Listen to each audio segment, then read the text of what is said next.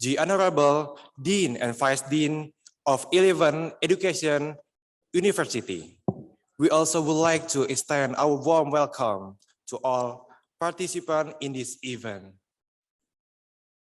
Ladies and gentlemen, in this opportunity, Faculty of Education Universitas Negeri Jakarta are proud to present Fakultas Ilmu Pendidikan, Jurusan Ilmu Pendidikan, Optimizing the Implementation of Merdeka Belajar Kampus Merdeka Program for bright, professional, insightful in education, religious, and patriotic graduates. Ladies and gentlemen, moving on to the next agenda, we would like to invite the Universitas Negeri Jakarta's Vice Rector for Academic Affairs to give an opening address and continue to present about the implementation MBKM in UNJ. This session will be moderated by Ade Dwi Utami, SPD MPD PSD. To Ade Dwi Utami, the floor is yours.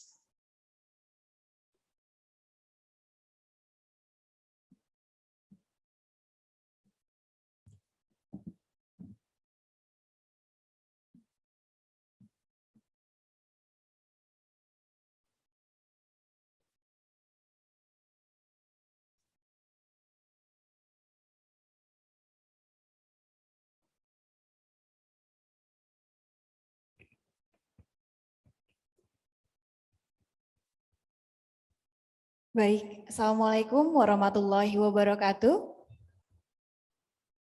Good morning, everyone. The honorable guest, Director of Universitas Negeri Padang, Profesor Dr. Andes Ganefri, MPD PhD, Director of Universitas Muhammadiyah Gorontalo, Profesor Abdul Kadim Masaung, MPD, the Vice Rector for Corporation Affairs, Universitas Negeri Gorontalo, Profesor Dr. Filosofi Ihvan Haris MSc, international speakers, our Head of Senate, Professor Dr. Hafid Abbas, all Head of Department of Faculty of Education from 12 LPTK in Indonesia, all Dean of Education, Faculty of Education from 12 LPTK in Indonesia. Ladies and gentlemen, we would like to welcome you all in the second day of FIP JIP Conference 2021 hosted by Faculty of Education Universitas Negeri Jakarta. Today, we will have the international seminar session and the parallel session in the afternoon. For the first session, we will have the Vice Rector of Academic Affairs Universitas Negeri Jakarta, Professor Dr. Suyono MSI, who will deliver a session about the implementation of Merdeka Belajar Kampus Merdeka program as our new policy in higher education. Before we start, allow me to read our speaker's profile. Professor Dr. Suyono MSI from Faculty of Mathematics and Natural Science Universitas Negeri Jakarta, Indonesia. Professor Dr. Suyono MSI has a bachelor degree in Mathematics Education, IKIP Jakarta, master degree in Mathematics, Gajah Mada University, Yogyakarta, doctoral degree in Probability and Statistics, Delft University of Technology, the Netherlands. Professor Dr. Suyono MSI has research interest on stochastic processes and reliability and maintenance. Professor Dr. Suyono actively published articles. Some are the articles are Note on Renewal Reward Process, the International Conference of Mathematics and its application in Universitas Gajah Mada, Total Uptime of Series System in Berlin, Germany, and System Reliability in a Stress Strength Model in Conference in Malang. Ladies and gentlemen, we will start our first session soon with Professor Dr. Suyono, MSc, that will also open the international webinar session today. We would like to invite Professor Dr. Suyono to stage. To Prof. Dr. Suyono, MSc, the floor is yours.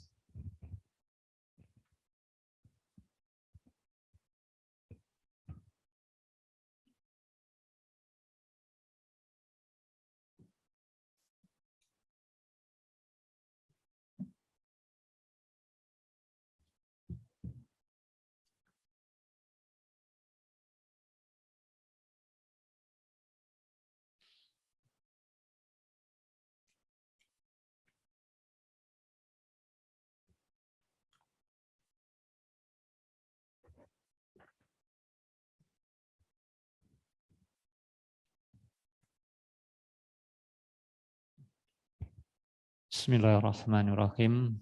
Assalamualaikum warahmatullahi wabarakatuh.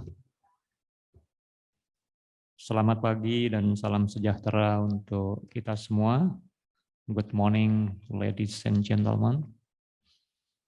I'm so sorry, I want to deliver my speech in bahasa and maybe mixture maybe. Yang saya hormati, Rektor Universitas Muhammadiyah Gorontalo, Profesor Abdul Kadim, Wakil Rektor 4 dan juga sekaligus tokoh pendidikan UNG, Profesor Dr. Pil Ikhwan Haris MSc, yang saya hormati Ketua Senat UNJ, Profesor Dr. Hafid Abbas,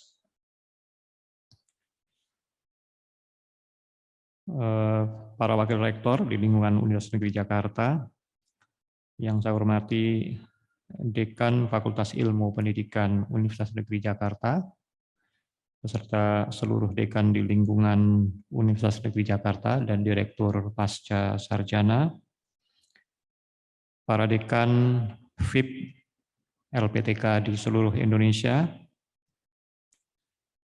para ketua jurusan atau program studi ilmu pendidikan di seluruh Indonesia,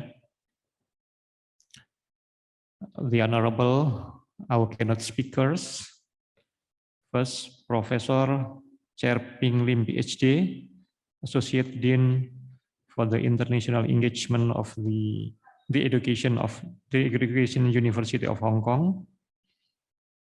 Second, Professor Berci Tuga PhD, President of Philippine Normal University Manila. Third, Professor Emeritus Hitter Fehring PhD from RMIT University, School of Education, Melbourne, Australia. And fourth, Professor Ying Hui Chen PhD, Dean of International College, Asia University, Taiwan. It is a great pleasure to have you here today. Welcome. Yang saya hormati juga Bapak Ibu dosen, mahasiswa, dan seluruh peserta serta hadirin yang berbahagia. Pertama, marilah kita panjatkan puji syukur kehadirat Allah SWT, Tuhan Yang Maha Esa, atas berbagai limpahan rahmat dan karunia-Nya, sehingga kita dapat mengikuti acara forum FIP JIP dan juga seminar internasional tahun 2021 di Jakarta. Selamat datang kepada seluruh peserta forum atau konferensi FIP JIP di Jakarta. Pada kesempatan ini, saya ingin menyampaikan sekilas tentang bagaimana program Merdeka Belajar, Kampus Merdeka atau MBKM diimplementasikan di Universitas Negeri Jakarta. Segera setelah kebijakan MBKM dikeluarkan oleh Mas Menteri, khususnya hak 3 semester di luar program studi, maka diskusi secara masif dilakukan di berbagai level di Universitas Negeri Jakarta, baik di level program studi, fakultas, dan bahkan juga di level universitas. Pada awal kebijakan MBKM ini dikeluarkan, di UNJ terdapat beragam sikap dan pandangan terhadap kebijakan MBKM ini. Ada yang dengan cepat bisa menerima kebijakan ini, namun ada juga pihak-pihak yang mengkritisi terhadap kebijakan MBKM ini. Diskusi terus berlanjut, berjalan di berbagai level, dan akhirnya konvergen ke dalam satu pemahaman. Dan kunci dari ini semua adalah bahwa kita harus mengupdate mindset atau paradigma ya di dalam memandang kebijakan Merdeka Belajar, Kampus Merdeka.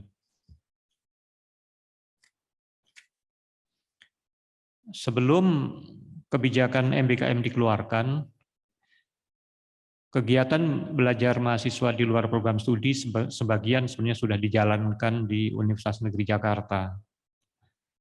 Di UNJ pada masa lalu kegiatan praktek keterampilan mengajar atau PKM di sekolah dilakukan secara full 1 semester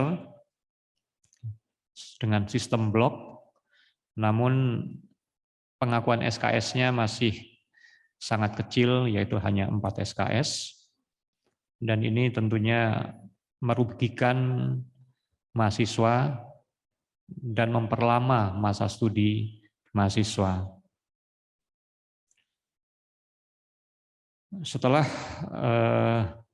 adanya program PPG, kegiatan PKM di UNJ direvisi, tidak lagi full 1 semester, tidak lagi sistem blok, dan hanya dihargai 2 SKS.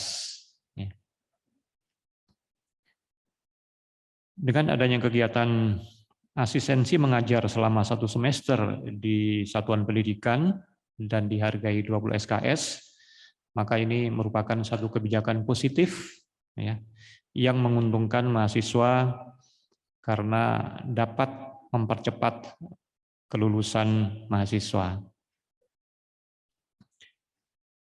Kegiatan magang di industri juga telah dilakukan sebelum dikeluarkannya kebijakan MBKM.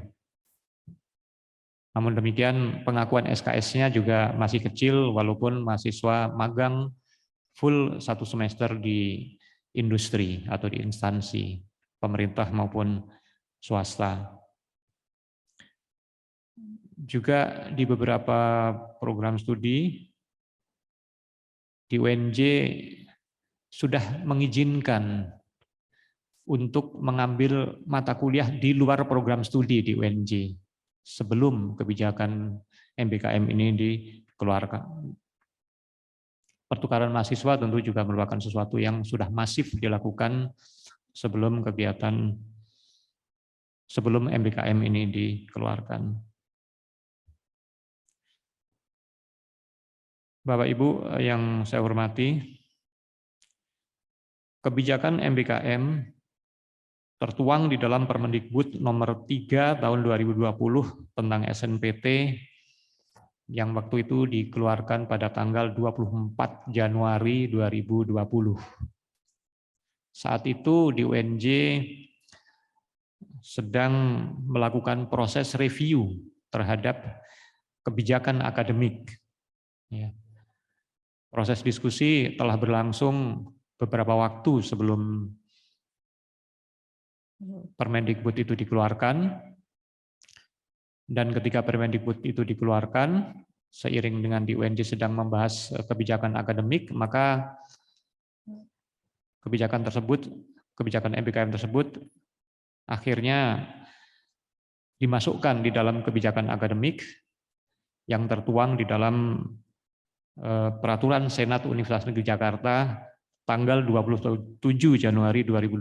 Jadi hanya berselang 4 hari setelah kebijakan MBKM dikeluarkan oleh Mas Menteri, tertuang dalam SNPT, maka di UNJ 4 hari kemudian mengeluarkan Peraturan Senat tentang kebijakan akademik yang di dalamnya memuat tentang MBKM, mahasiswa di UNJ diberi hak untuk mengikuti kegiatan 3 semester di luar program studi dengan payung kebijakan universitas. Setelah itu, UNJ menyiapkan pedoman untuk implementasi MBKM. Diskusi-diskusi dimulai dari pembentukan tim kecil, tim akademik, dan juga diskusi-diskusi di level pimpinan, dan juga meminta pertimbangan dari Senat Universitas. Akhirnya pada tanggal 23 Juni 2020 kami Universitas Negeri Jakarta mengeluarkan pedoman implementasi Merdeka Belajar di Universitas Negeri Jakarta. Pedoman ini menjadi dasar untuk implementasi, lebih dasar operasional implementasi MBKM di Universitas Negeri Jakarta, termasuk menjadi rambu-rambu untuk penyesuaian kurikulum di program studi disesuaikan dengan kebijakan MBKM. Dengan pedoman tersebut, program studi diberi otonomi untuk memilih kegiatan MBKM yang sesuai dengan karakteristik program studi tersebut. Konversi kegiatan ke dalam SKS sepenuhnya diserahkan ke program studi. Itu tahapan sampai tanggal 23 Juni 2020, di mana UNJ telah mengeluarkan pedoman implementasi Merdeka Belajar di UNJ. Pada perkembangannya, yang menjadi persoalan adalah bagaimana mengkonversi kegiatan-kegiatan MBKM ke dalam 20 SKS. Itu yang menjadi persoalan utama di UNJ.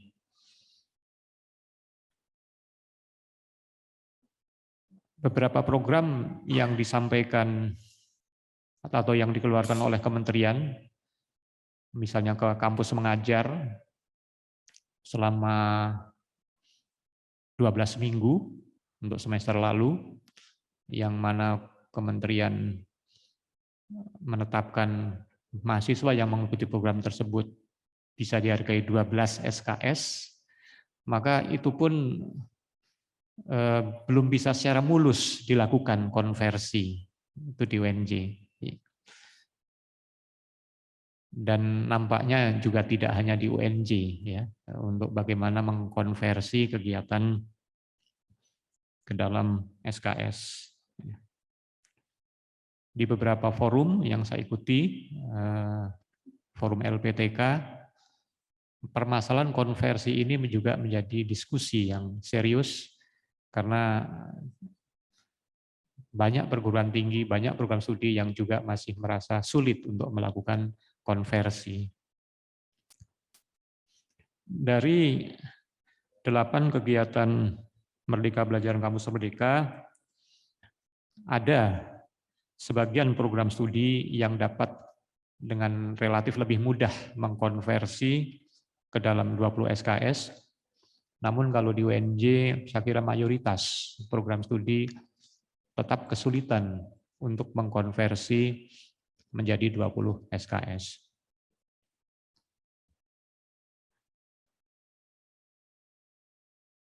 Perkembangan berikutnya, ya, itu tadi saya cerita tentang perjalanan nih ya, perjalanan. Tapi nanti di akhir ada solusi. Perkembangan berikutnya untuk mengatasi persoalan konversi, maka UNJ mengeluarkan SK Rektor tentang konversi kegiatan di luar kampus dalam rangka implementasi MBKM di UNJ pada bulan September tahun 2021. Ada jeda yang cukup panjang. Mengapa ini diperlukan? Karena walaupun Kementerian telah mengeluarkan buku saku untuk Merdeka Belajar, namun nampaknya juga masih perlu pedoman yang lebih operasional lagi, khususnya untuk konversi kegiatan ke dalam 20 SKS. Untuk konversi kegiatan asistensi di satuan pendidikan dan magang, program studi di UNJ berdasarkan SK Rektor yang dikeluarkan pada tanggal 13 September 2021 memberikan 3 opsi. Opsi pertama, kepada program studi diberikan kesempatan atau hak untuk mengkonversi kegiatan MBKM seluruhnya ke dalam mata kuliah yang ada di dalam kurikulum program studi, jika memungkinkan. Ya. Jadi program studi yang dapat dengan mudah atau dapat mengkonversi kegiatan MBKM ke dalam mata kuliah yang ada di dalam struktur kurikulumnya dipersilahkan. Opsi kedua, universitas menyiapkan mata kuliah sebagai konversi kegiatan asistensi mengajar di satuan pendidikan. Mata kuliah tersebut ditetapkan oleh universitas, yang mana program studi dapat memilih opsi tersebut. Yang ketiga, program studi diberikan opsi untuk mengkombinasikan untuk mengkonversi ke dalam mata kuliah yang ada di dalam kurikulum program studi dan mata kuliah yang ditetapkan oleh universitas.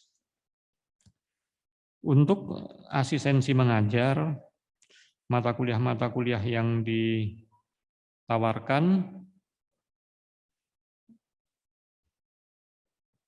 atau yang ditetapkan oleh universitas, ya, mata kuliah universitas adalah pengembangan bahan ajar, pengembangan media pembelajaran, dan pengembangan instrumen pembelajaran. Masing-masing berbobot 4 SKS, dan juga seminar proposal skripsi 2 SKS, kemudian 6 SKS-nya adalah praktik keterampilan mengajar. Pemilihan mata kuliah ini dengan mempertimbangkan karena ketika seseorang mahasiswa melakukan asistensi kegiatan mengajar di satuan pendidikan, maka sebenarnya itulah yang dikerjakan atau dilakukan oleh mahasiswa sepanjang semester. Oleh karena itu, UNJ mengambil keputusan untuk bagaimana menghargai terhadap kegiatan-kegiatan tersebut yang dilakukan secara real oleh mahasiswa selama 1 semester. Kemudian untuk yang terkait dengan magang bagi mahasiswa program studi non-kependidikan, maka Universitas Negeri Jakarta juga memberikan sama 3 opsi seperti yang tadi saya sampaikan, dan mata kuliah yang ditetapkan oleh universitas ada beberapa sifatnya lebih pada soft skill, ya, yang menunjang pada keterampilan abad 21. Mata kuliah yang ditetapkan adalah keterampilan komunikasi, kolaborasi,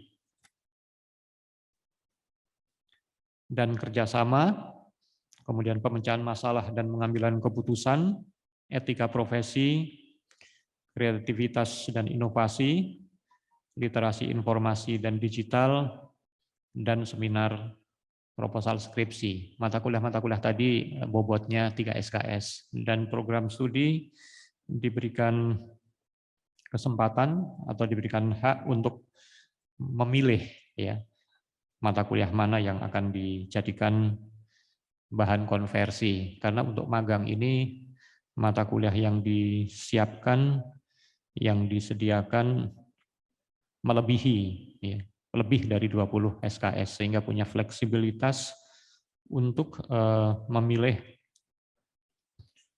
mata kuliah yang sesuai. Tentunya disesuaikan juga dengan karakteristik tempat magang mahasiswa kita. Bapak Ibu hadirin yang saya hormati, di awal saya tadi menyampaikan bahwa untuk terjadinya satu konvergensi pemahaman tentang kebijakan MBKM ini, maka kita perlu mengupdate mindset atau paradigma. Yang ini saya kira merupakan satu kunci utama. Kegiatan 3 semester di luar program studi, jika dipandang dengan menggunakan paradigma lama, mungkin ini akan tidak sesuai dengan capaian pembelajaran lulusan atau capaian pembelajaran program studi. Dalam kurikulum yang lama di UNJ, ada program studi yang capaian pembelajarannya itu sangat spesifik ya dalam bidang keilmuannya. Saya amati ada program studi yang struktur kurikulumnya lebih dari 90% adalah bidang keilmuannya. Ya. Yang umum barangkali hanya MKU sebanyak 8 SKS. Mata kuliah agama, Pancasila, Kewarganegaraan, Bahasa Indonesia, 8 SKS. Saya hitung kalau dari 144 dikurangi 8, 136 itu masih 94%. Ada program studi yang selama 4 tahun, yaitu mahasiswanya fokus mempelajari bidang ilmu, ciri program studinya. Tidak punya wawasan lain.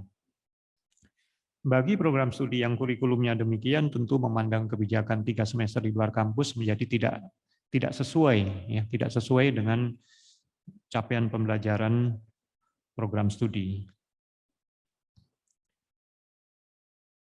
Nah, di sini kita perlu mengupdate mindset, mengupdate paradigma.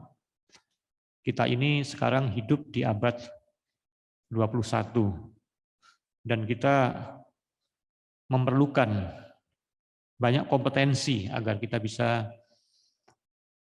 beradaptasi dan survive di dalam kehidupan di abad 21 ini. Faktanya di dunia kerja, lulusan kita juga tidak hanya akan menerapkan ilmu yang diperoleh dalam bidang di bidang program studinya, spesifik program studinya, tetapi juga memerlukan keterampilan-keterampilan yang lain. Kompetensi-kompetensi lain yang sifatnya soft skill seperti kemampuan berpikir kritis, kemampuan bekerja sama, kemampuan komunikasi, kreativitas, dan lain-lain, ini justru sangat dibutuhkan bagi lulusan kita untuk bisa bekerja dengan baik di dunia kerja.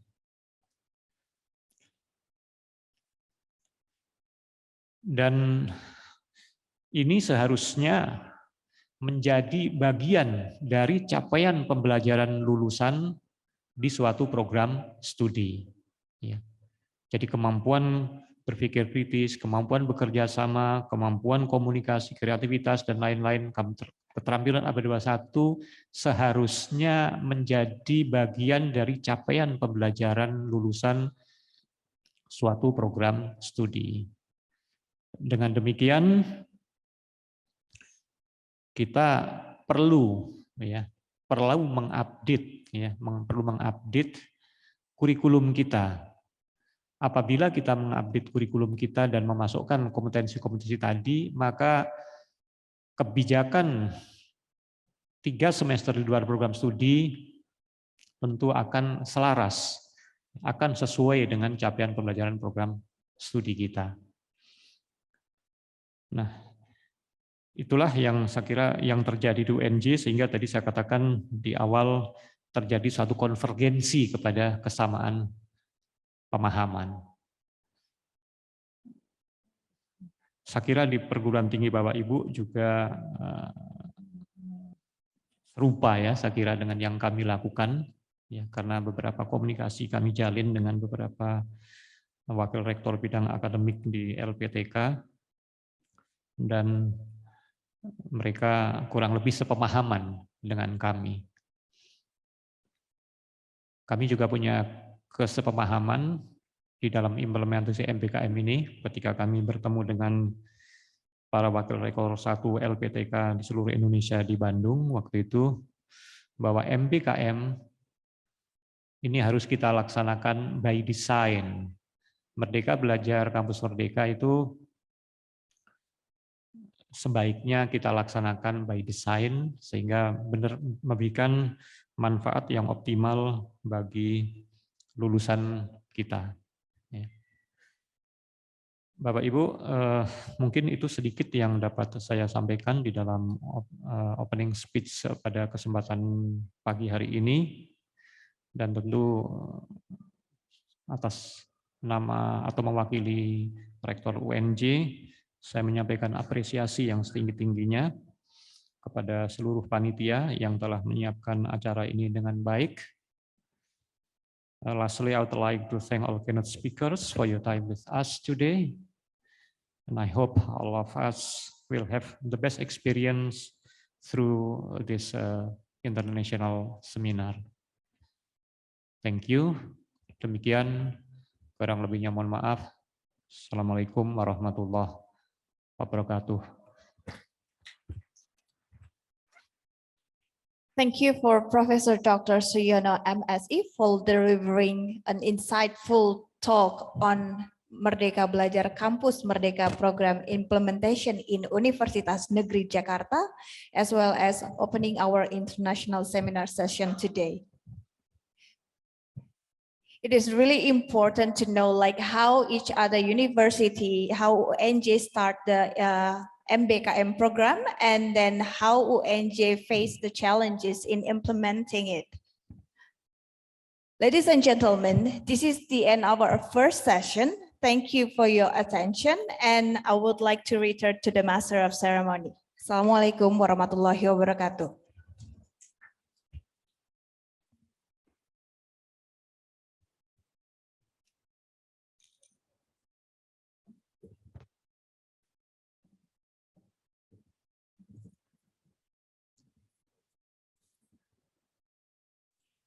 Ladies and gentlemen, the next agenda is the first and the second of FIP JIP 2021 conference. The topic that will be discussed is Consolidating Higher Education Institution Ecosystem for Merdeka Belajar Kampus Merdeka Program by Professor Lim Cherping, PhD. And the second topic will be discussed is empowerment in ongoing practitioners teaching in campus program by Professor Bert J. Tuga, PhD. This session will be moderated by Dr. Irfan Iskandar M.Hum. To Dr. Irfan Iskandar M.Hum, the floor is yours.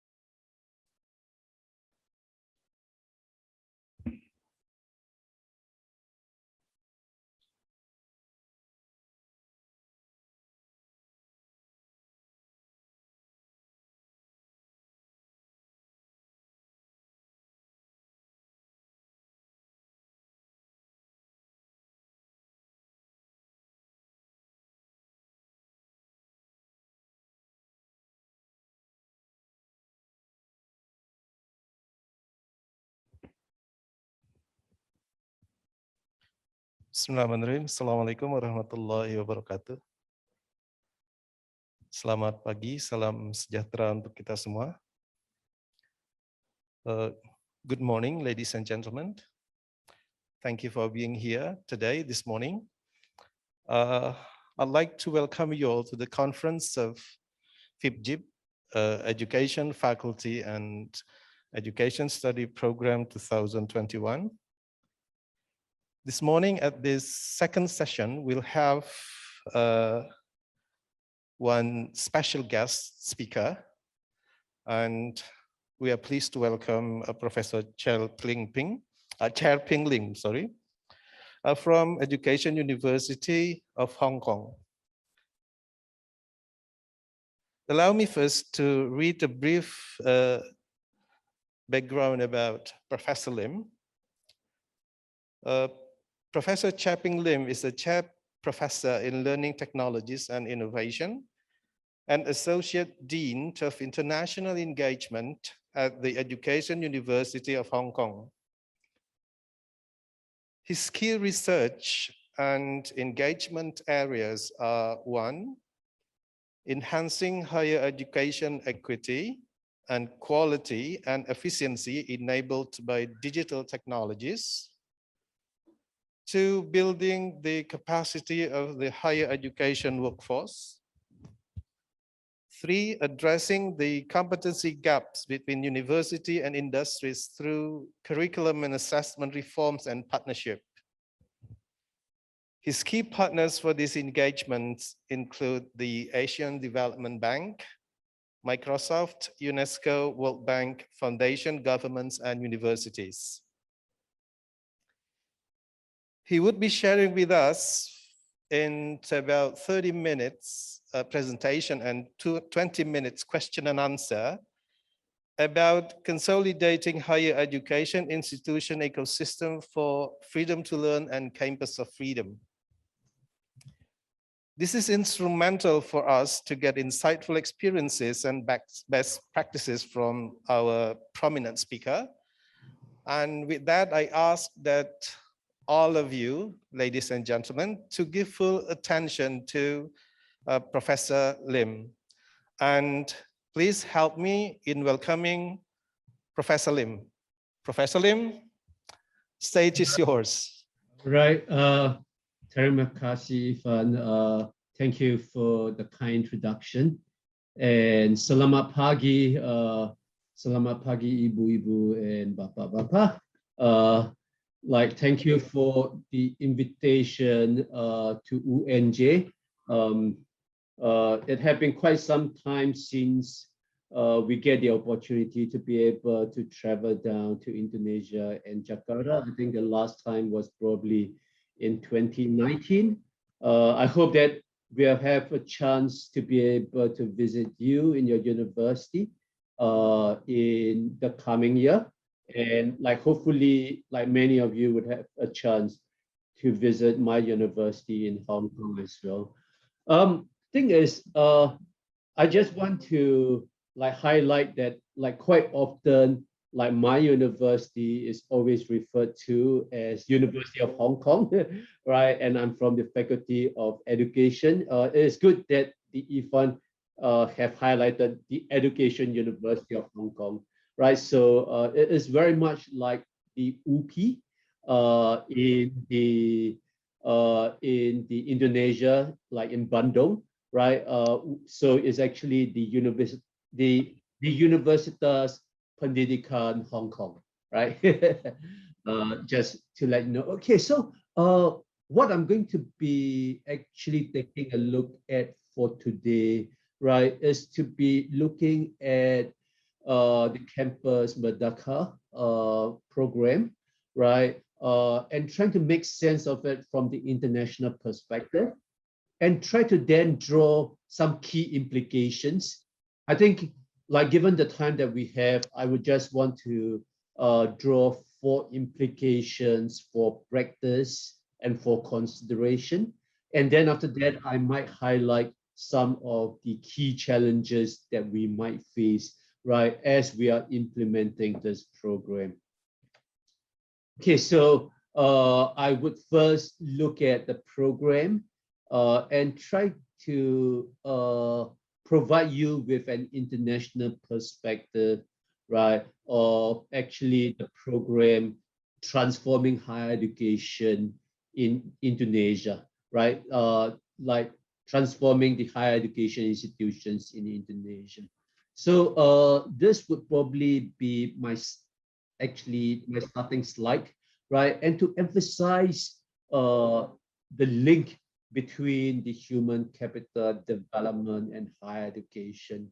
Pre-pandemic itself, there was a huge report, right, that I'm quite sure quite a lot of the higher education institutions would have come across, right, the McKinsey report in 2017, right, that actually highlighted that or actually predicted that the artificial intelligence would be actually replacing 800 million jobs by 2030. 800 million, right?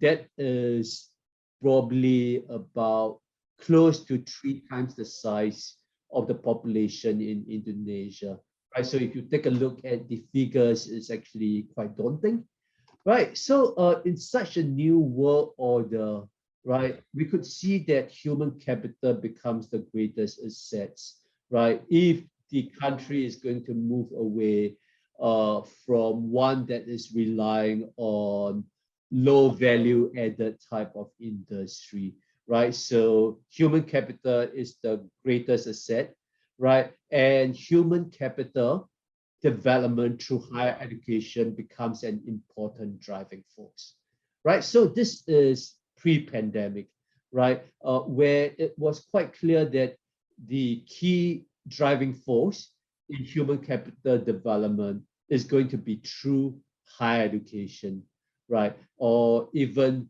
through technical and vocational education. Right, during the pandemic, during the university closure, right, we know the different issues that we face in terms of remote and online learning.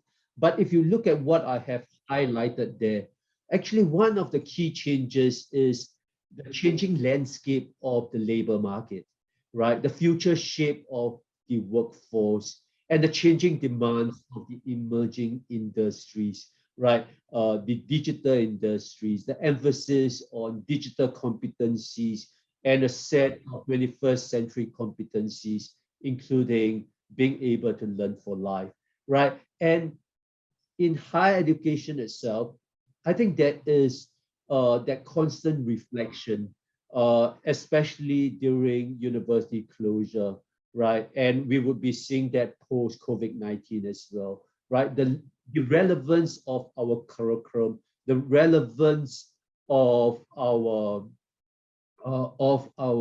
assessment, the relevance of our teaching and learning strategies to this changing demand of emerging industries, right? And that changing the demands from the labor market in terms of the future shape of the workforce. Right, so as what I have actually started out in this presentation to make that link between human capital development and higher education, right? We actually need to keep in mind that one, right, the higher education institution, it have that critical function from the pragmatic perspective, right, about economic provision of qualified manpower for employment, which is absolutely crucial.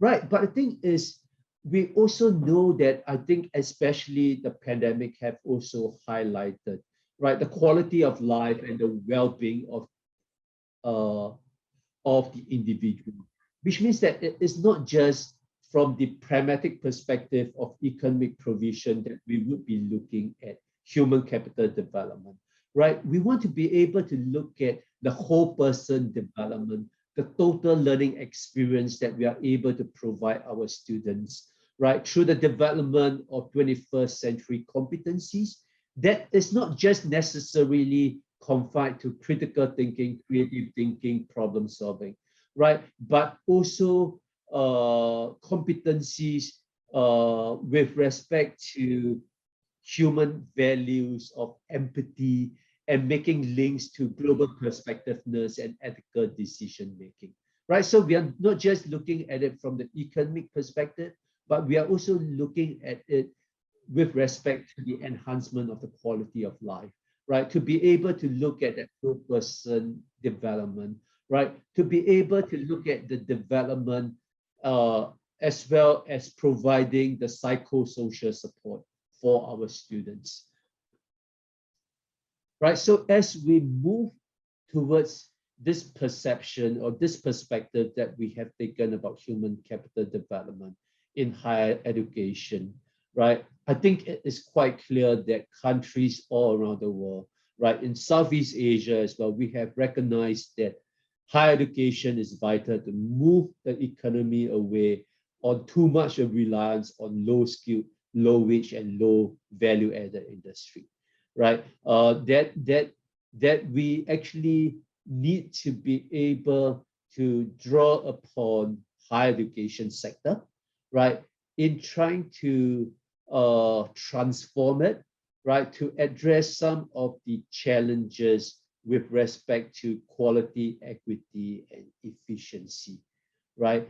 So in that case, as we are looking at this new perspective of human capital development, we need to be aware that higher education sector need to transform, right? And that brings us back to the program, right? The program that the Indonesia higher education institutions have been embarking on, right? When we look at what the ministry have come up with, right, at the national level in Indonesia, it have clearly stated the 8 key performance indicators, right? The delapan IQs, right? So like the 8, right? So the 8 key performance indicators of what higher education institutions in Indonesia should be actually achieving in terms of delivering to the society and to the development of Indonesia, right? So from decent job opportunities for all graduates, right, to ensuring international standard study program, right, that there's off-campus experience for students, but also off-campus experience for lecturers, that there need to be collaboration with world-class partners, not necessarily international institutions, as in universities in the international arena. The world-class partners could also be multinational companies, national companies, as well as NGOs, right through to international organizations like UNESCO and World Bank, etc. Right? And the thing is, if we look at these 8 key performance indicators, right? One of the so-called newest programs, right, that the Indonesian higher education have come up with is what we would be talking about today, right? The Merdeka Pelajar Campus Merdeka, right? Where we are looking at students participating in off-campus activities for 1 semester outside the department, right? But also 2 semesters outside the university, right? And the thing is, for this 2 semesters outside the university, right, students will be engaged in internship or independent study or student exchange. They might be engaged in research in some organization or research centers. They might be teaching in schools. They might be working in NGOs, working in multinational companies. They might be engaged in CSR programs, right, with the national banks and national organizations within Indonesia itself. They might even be engaged in entrepreneurial activities, right? So this then is a huge program, right? That would be one of the key driving force, right, to transform higher education in Indonesia, right? Which is aligned to the 8 performance indicators, right, being articulated by the ministry in Indonesia, right? And when you look at this, right, you would realize that this program and the 8 performance indicators is very much aligned, right, with the international mindset of higher education institutions, not just in Southeast Asia, but all around the world, right? That when you look at the Merdeka Pelajar Campus Merdeka, right, you would realize that it is very much in line with the international thinking about how higher education could be transformed, right? And how this program would then be able to drive that transformation, to be able to change the mindset of higher education institutions in Indonesia, right? Which I'm sure that the UNJ, right, being one of the key state institutions or the key state universities in Indonesia, would be driving that transformation. Okay, so now I have spoken about that international perspective towards that program, right? What then are the implications for higher education in Indonesia? What do we really need to consider? So we have got a brand new program, right? We have got a program that is very much aligned to that performance indicators, right? What are what are the key things that higher education institutions or universities in Indonesia need to first start thinking about? I think there is a need to start revisiting, right, the institutional outcomes, the learning outcomes that the institution want all programs within the institution to be aligned to, right? Because it is through the institutional learning outcomes that you are able to drive the program outcomes and eventually the course outcomes, right? Which is really important, right? And the thing is, if you look at the program, the campus Merdeka, the Merdeka campus program, right? You will realize that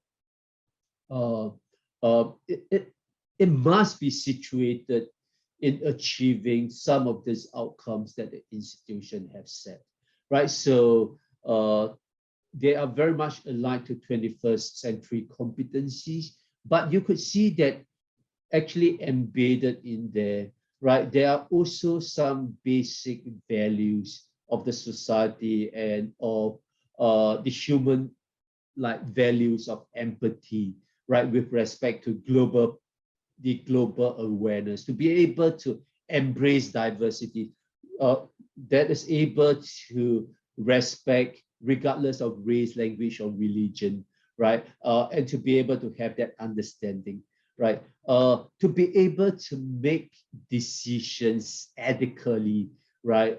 Based on a set of societal norms, societal values, as well as the culture within the particular institution or that particular country or society, right? And of course, the whole notion of being able to learn for life, right? In 2012, right, when my university starts to actually started quite a big transformation, right, in all universities in Hong Kong. One of the key things that we did in 2012, or between 2010 to 2012, is to really revisit some of the key institutional outcomes that we have. We call that the generic outcomes, right? So from problem solving right through to ethical decision making, and having key indicators and brief description of each of the outcomes, right?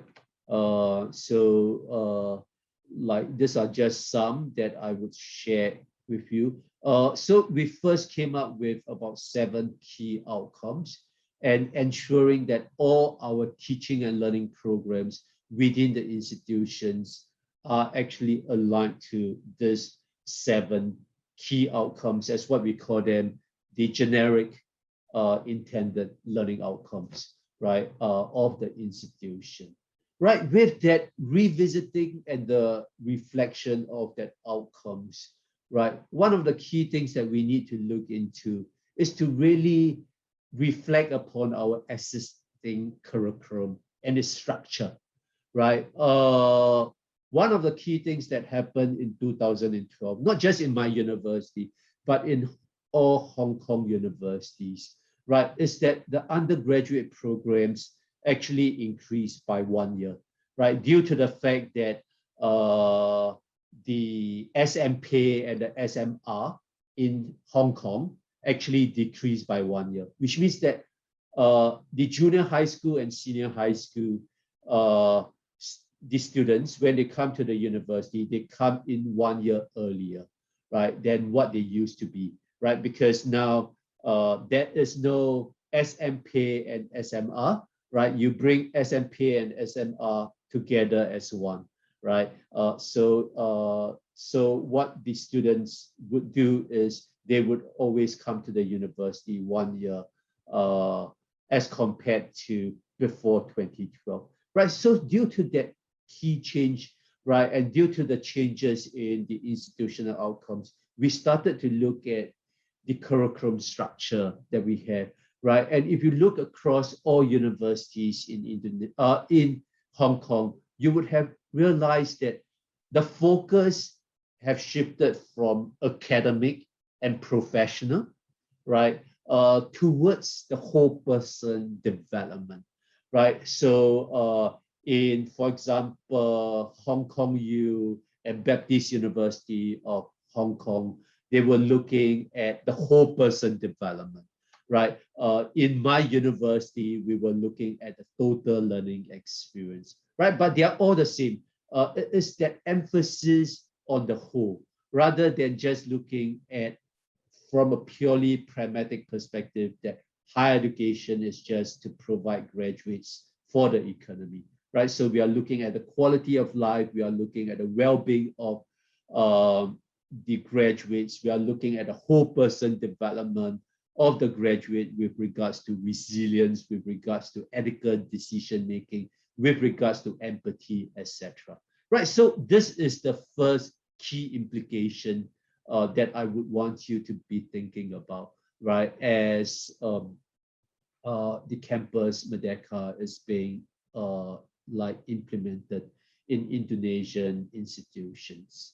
The second key implication, right, is that we always see that when a new initiative and program is being brought into the education sector, sometimes the approach taken is very piecemeal, right? We only look at one small part, right, of the whole picture when we are looking at institutional capacity and strategic planning, right? So it's especially so when we are looking at online teaching and learning, right? That in some institutions, when they look at online teaching and learning, they're just looking at infrastructure, hardware, and software and resources, right? But the thing is, regardless of whether it's online teaching or learning or whether it's the Campus Merdeka program, right? We need to keep in mind that we must take that holistic approach,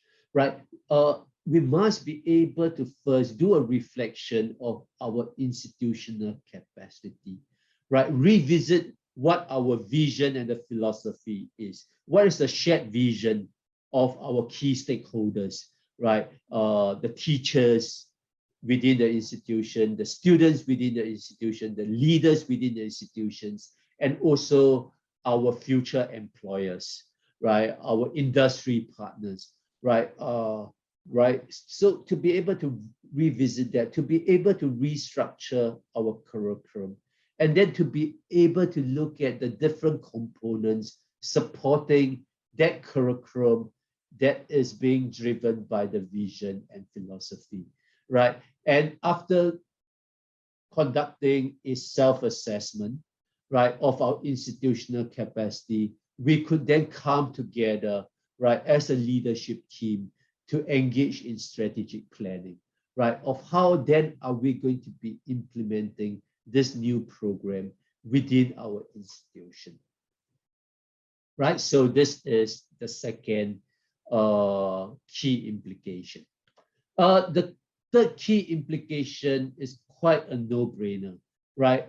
Of course, if you want to bring in industry partners, also organizations, may it be national organizations, local organizations, or international organizations as part of the Campus Merdeka program, right? You need to be able to build and sustain external partnerships, right? And you also need to look at your own internal partnership within the institution as well. So external partnership, the partnership between the institution and the industry and the organizations, right? And we need to keep in mind that as you are developing that partnership, actually the expectations of what each partner is supposed to contribute should be driven by the learning outcomes that you want your students to be able to achieve as they actually go through the program, right? So the expectations of the partnership, right, must be driven by the learning outcomes, right? If it is driven by purely the industry, it does not make sense, right? Because that learning outcomes is what we want the students to be able to learn from that program through the partnership, right? It should not be the sole responsibility of the industry, nor it should be a sole responsibility of the institution. And therefore, the division of labor have got to be very clear. The clear rules and responsibilities of the partners, right? There must be open communication and exchange between the different partners, right? There must be protocol, there must be tools, there must be mechanisms to support that partnership. And we must build a professional learning community of the institution, the leaders, the teachers in the institution, and our industry partners, right? That we are a learning community, a professional learning community, supporting our students as they go through that program, right? In order to meet the learning outcomes, right, of the institution, right? In terms of what we want our graduates to be when they actually leave, let's say, UNJ, right? The next is internal partnerships. As the problem with partnerships is we look so much into building external partnerships that quite often we forget that internally we need to have partnership, especially between supporting units and the faculties, right? Something that is often missing, right? So there need to be some sort of an organizational restructuring, right? To be able to drive and manage and support these external partnerships is so absolutely crucial, right? And to have the clear rules and responsibilities of administrative units and the faculties, right? How do they work together, right? In order to ensure that the program would be able to run effectively and efficiently. Okay, the last key implications, it goes back to the main beneficiaries. The main beneficiaries would be the students. I know that within UNJ, it is very much driven by outcome-based education, right? Outcome-based education is not just about the teachers, right, coming out with that set of learning outcomes. Outcome-based education is actually about students being able to monitor and manage their own learning, right? Which is quite tough, for us as docent in the universitas, right? It's quite tough for us because very often when they come from SMR, right, they are so used to being spoon-fed that the management of the learning is always by the teacher rather than by the students, right? For the Merdeka campus program to be able to work, right, to be able to be effective, right, the management of the learning must go back to the students, which is what outcome-based education is actually about. Right? We want students to be able to monitor and manage their learning as they go through the different programs, right? And the toughest thing about the Campus Merdeka program, right, is actually that it is very complex. How you assess the students is very complex because it is very authentic. So again, how could you actually scaffold the students in monitoring and manage their learning? In the Education University of Hong Kong, we have come up with this e-portfolios that all students in my university have got to complete an e-portfolio before they graduate. I was the one that actually initiated and was driving the e-portfolios program or the e-portfolios initiative within my university for at least 4 years, right? Where we are getting students to make sense of their learning, to consolidate their learning as they work through the different courses in their program, right? And it is especially so when they go out for internship and field experience. We want our students to not just document their learning outcomes, but also to reflect upon their learning process, right? So this is just one example of one of the first e-portfolios that we had, right? Where we got the students to bring together, to consolidate their core courses, right, in the program itself, from internship right through to general education, right through to language enhancement, right? And this is one example of a student that I actually have, right? Because we actually run a e-portfolio course whereby students are supposed to consolidate their learning experiences during their third year of their study. So 1 year before the final year, right? They consolidate the different experiences, try to align it towards the institutional learning outcomes, identify their strengths and limitations, right? Set personal goals, right? And the thing is, as they are setting those personal goals and identifying the learning, their strength and limitations, right? They would also be documenting their learning outcomes and processes, right? So this is a student that went up to Shanghai to do an overseas internship, which is quite fantastic, right? So like documenting not just the outcomes of that internship, but also that process, right? Reflecting on that process. And as they are reflecting on that process, what is really exciting is that their mentor in the Shanghai company, right, could see his reflection, but at the same time, his academic advisor in the university in Hong Kong could be looking at his reflection, and the three parties could engage in the reflection and the learning outcomes of the students through the e-portfolio as a platform for communication and exchanges,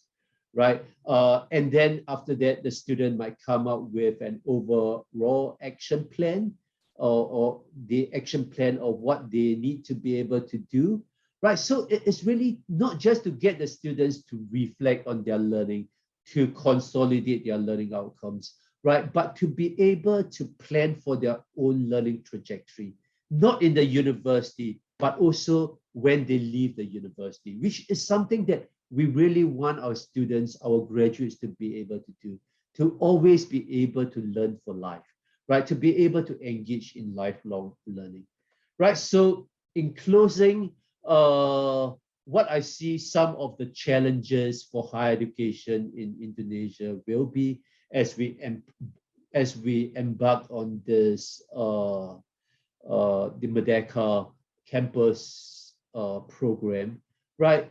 It's back to looking at this triangle, right? Where we try to be looking at quality, right? We are looking at what exactly do we mean by quality of our program, right? Is quality going to be based on strictly academic learning outcomes, or is the quality going to be looking at the whole person development, which means that we need to be looking at how are we able to engage the students in monitoring and managing in such a way that they are able to achieve the learning outcomes set by the program, right?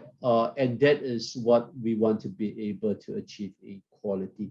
But as we try to move towards quality, one of the key struggle that I would see in higher education institutions in Indonesia is this whole issue of equity. How do we ensure inclusiveness, right? Inclusiveness for students from marginalized communities, students who may have special needs, right? So if they're going out for internship and they have special needs, who is going to support them? Does the university have the resources to support them?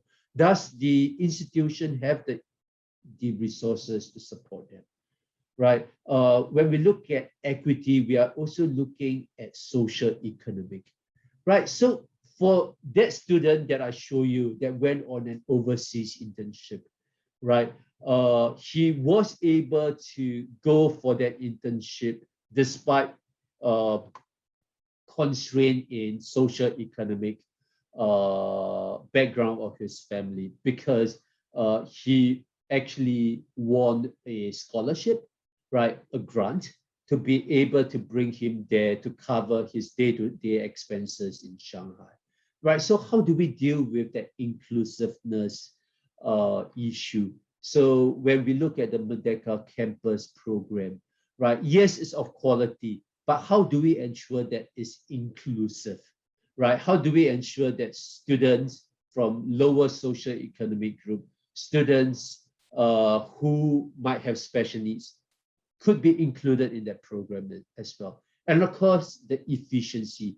How do we ensure that such a program is cost effective, right? How do we ensure that such a program is done in such a way that it is aligned to our learning outcomes, to be able to produce graduates eventually that would be not just productive members in the economy, right, but also a global citizen within the Indonesian society, right? So I would see that when we look at challenges, quality, equity, and efficiency would still be the key challenges that we need to address for us in higher education in Indonesia, right? So I want to thank you very much for listening. This is me, my self-portrait when I was 25 years old.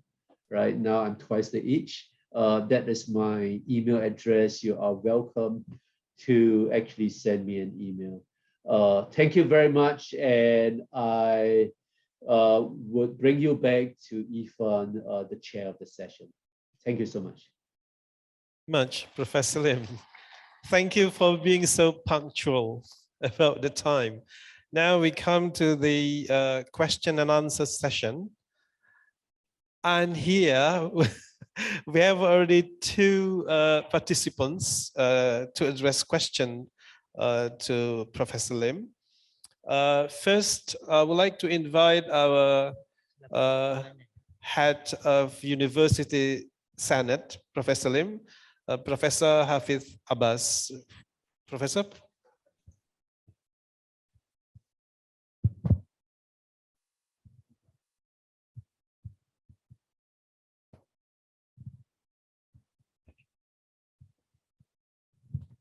Thank you so much, Professor Lim. It is indeed a very insightful presentation that you have made. Yeah. And allow me to take this opportunity. Can you hear me, Professor Lim? Really loud and clear. Yeah, allow me to take this opportunity to express my appreciation for the last 7 years. I visited the University of Hong Kong together with Sam Seti, UNJ lecturer, in our collaboration with IEP UNESCO Paris for international education plan, yeah, because we have 3 parties cooperation, University of Hong Kong, UNESCO Paris, and UNJ. So I was the coordinator at the time. So that was 7 years ago. So there are 2 main issues that I would like to share with you. One is here in the region, we have 11 countries because Timor-Leste is also joining us. We plan to move into a single community of nation politically, economically, and socio-culturally.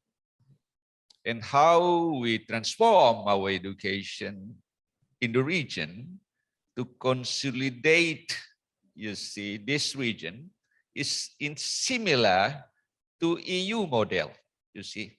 We have some 7,000 universities and higher education across ASEAN and Timor-Leste, but we have huge gap within ASEAN. Singapore is very advanced, Brunei is advanced. Indonesia is quite in the middle position. We are much better than other colleagues in the region. So how do we move on this transformation to create a consolidated higher education institution in conducive ecosystem? So like you had shared to us. So we are worrying that the declaration that we have adopted in 2015, that we will fully achieve a single community of nation next 2025. So what is your suggestion so far? How do we bring a new consolidated effort to reduce the gap, and we could bring the spirit of oneness within the region? Thank you so much, and looking forward to our continued cooperation like we have done before. Thank you. All right, terima kasih, Bapak. It's quite a tough and complex question because there are a lot of political implications. Just for those who do not know me, I'm actually a Singaporean, right? A Singaporean that have been out of Singapore, I think for the last 16, 17 years, was a professor in Western Australia. And then after that, now a professor in like Hong Kong. I spent quite a lot of time in Indonesia, both with the World Bank and also with the Putra Sampurna Foundation. In fact, my research center in the Western Australia at that time was funded by the Putra Sampurna Foundation, right? And with the World Bank, I actually spent about, I would say close to 1.5 months in Papua, right? And out of that 1.5 months, I spent a lot of time in the Kapupatan of the Jawijaya, right? Which is the highlands of like the Papua. I do quite a number of projects in Cambodia, Philippines, as well as Thailand too, right? And I could really like identify with your the question that you asked and the context that you highlighted about the gap, right? Like how do we really address that gap between the universities, right? I would say that from the institutional capacity point of view, right? One of the key things would definitely be trying to share, right, a quality assurance framework across institutions in the region, right? That is a common framework for quality assurance, right? That would serve, that will be able to be used for benchmarking, right? That will be able to be used to a certain extent for accreditation as well, right? So I think that would be one thing that could be done, and I'm quite sure that the CMO, as in the especially the higher education center in CMO, that is something that they have been working on, right? That would definitely be one. Two, I think there definitely need to be more sharing of digital resources. Given how diverse how diverse the ASEAN region is in terms of language, religion, and culture, right? But yet very, very similar in some of the key values that we have in Southeast Asia, including the cuisine that we have, right? Like how could we actually, how could we develop and share high quality teaching and learning resources that we could use across programs, right? But at the same time, to have each country localize those quality teaching and learning resources, right? To not just the local language, but also the local context, right? So I would say that a response to your question, right? One would be looking at this whole notion of quality assurance framework, benchmarking, and accreditation, right? But at the same time, at the more micro level, right, to be looking at high quality digital resources that could be used across institutions in a localized way, right? That we want to be able to design these resources actually at scale, right? That it must be able to reach out to all institutions, but for it to be inclusive, we want it to be localized as well, right? So this will be my responses, but with that responses is actually a set of challenges as well. Thank you so much. Thank you, Professor Lim. Now we have our second participant to ask question. Please, sir, and briefly introduce yourself and state the question. Just here? Yes, sir. Okay, thank you very much. And Assalamualaikum warahmatullahi wabarakatuh. And good morning, everyone here, and especially to Prof. Lim. So let me first introduce myself. I'm Abdul Rahman from the Faculty of Education, the study program of Pendidikan Sekolah Dasar, Universitas Negeri Makassar. Okay, so two things that's really interesting from the presentation. And then the first one is in the presentation, you highlight about the importance of curriculum as a key strategy to transform education. So if I can make a term for our curriculum in Indonesia, okay, especially in higher education, in my experience, in my observation, and I'm sorry, this is a very personal maybe, I'll call it that our curriculum is like a walking dead curriculum. Okay, it's like a walking dead curriculum. It's not going anywhere. Okay, and then in your presentation that the curriculum should be alive. For me, curriculum should be living with us, especially living with our graduates.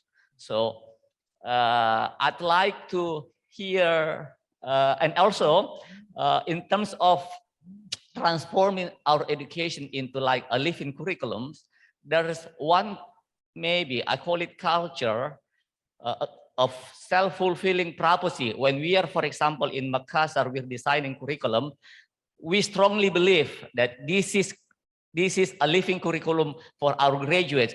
But when people come to see our curriculum and they say, I think it's not what the graduates will, your future graduates will need. So there's a kind of, I don't know, is it a culture or what?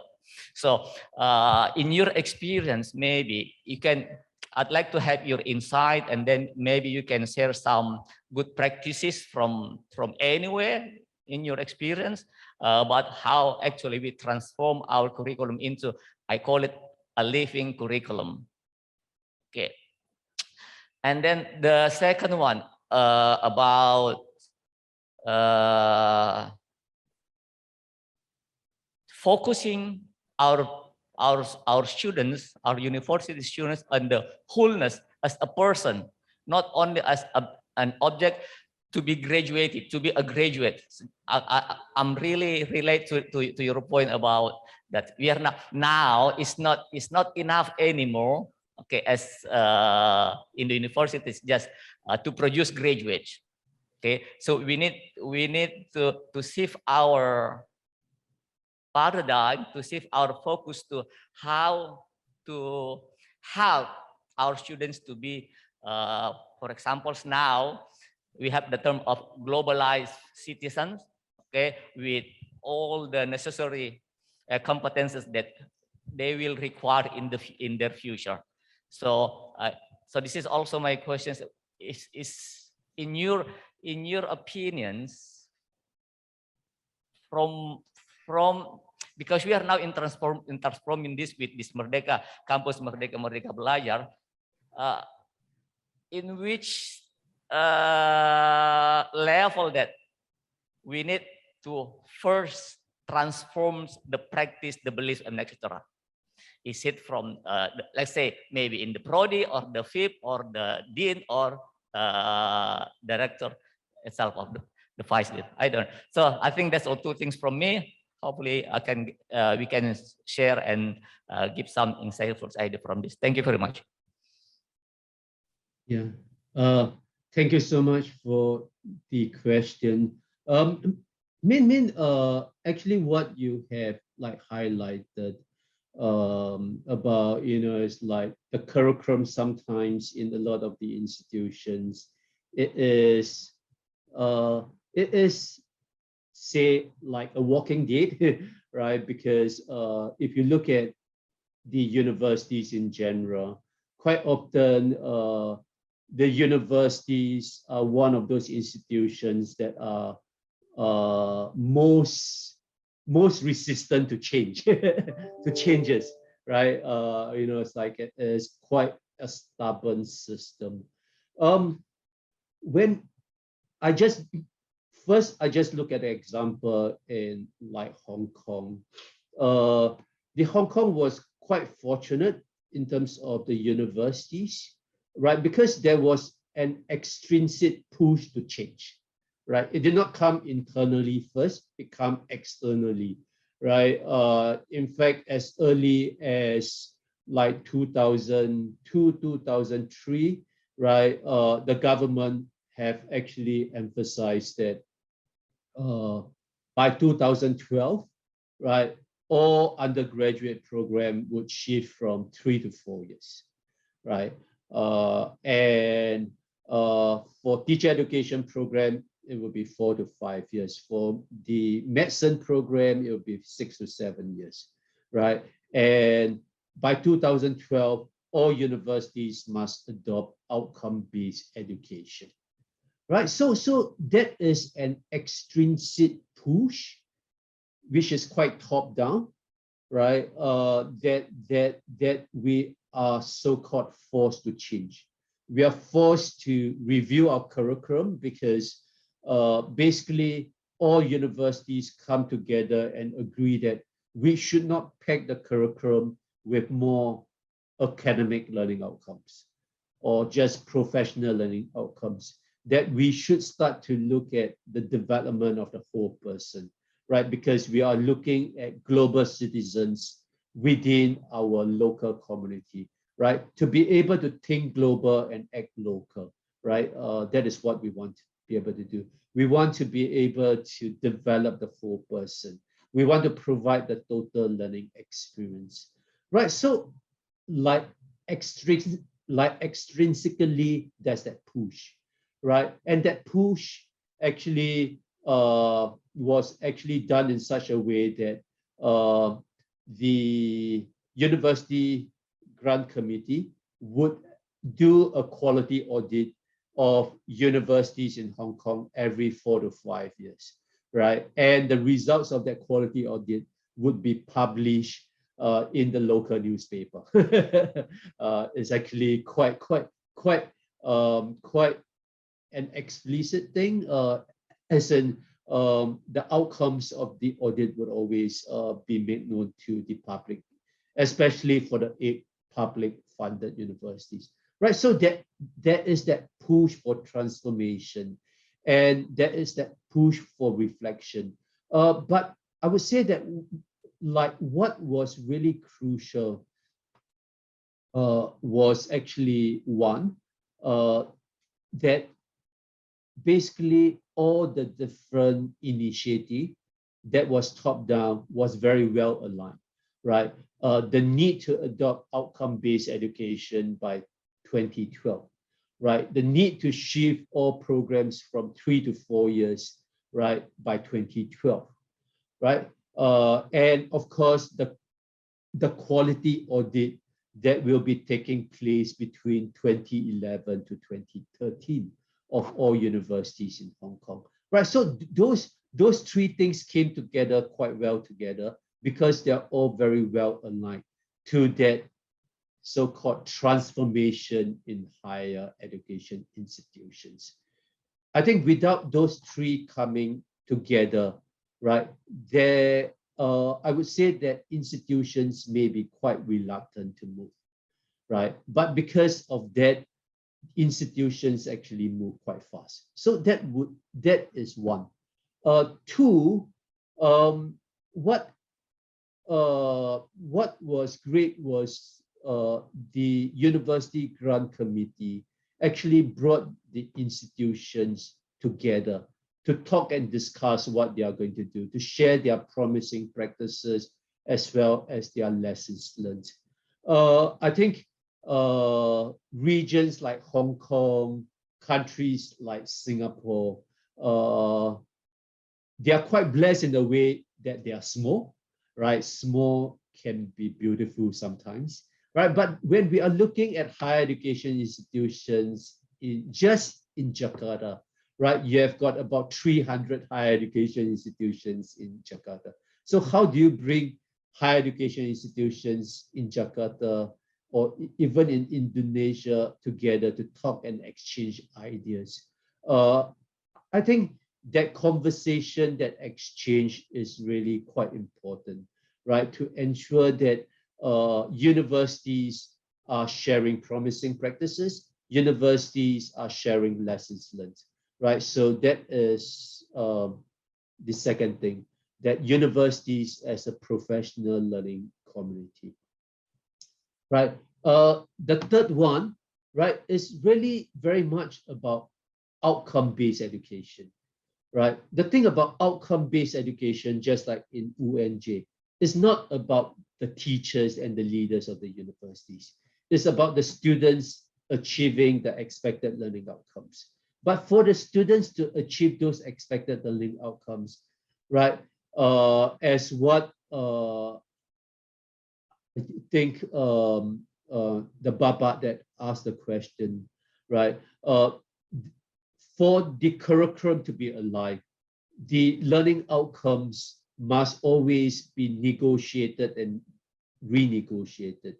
Students must have the input, but more important, the key stakeholders, the society, the industries, the industry partners, the future employers of the students must have input with regards to that set of learning outcomes.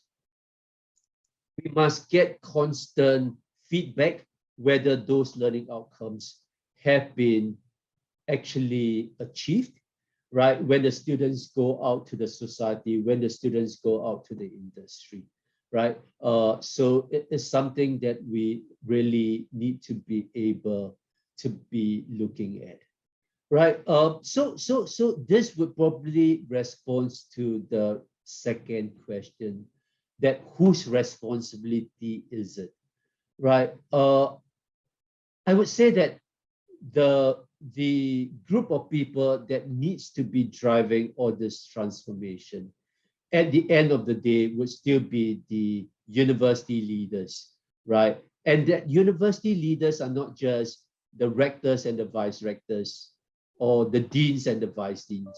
It would be basically a distributed leadership model that we would like to be able to see in the university, right? From the program leaders to the course leaders, right through to the rectors and the vice rectors, having that shared responsibility to be driving the different initiatives, the different transformation within the institution, at the institutional level, at the faculty level, at the course level, right, and at the classroom level itself, right? That there must be constant feedback from the students. There must be constant feedback from the external party, right? But it is important that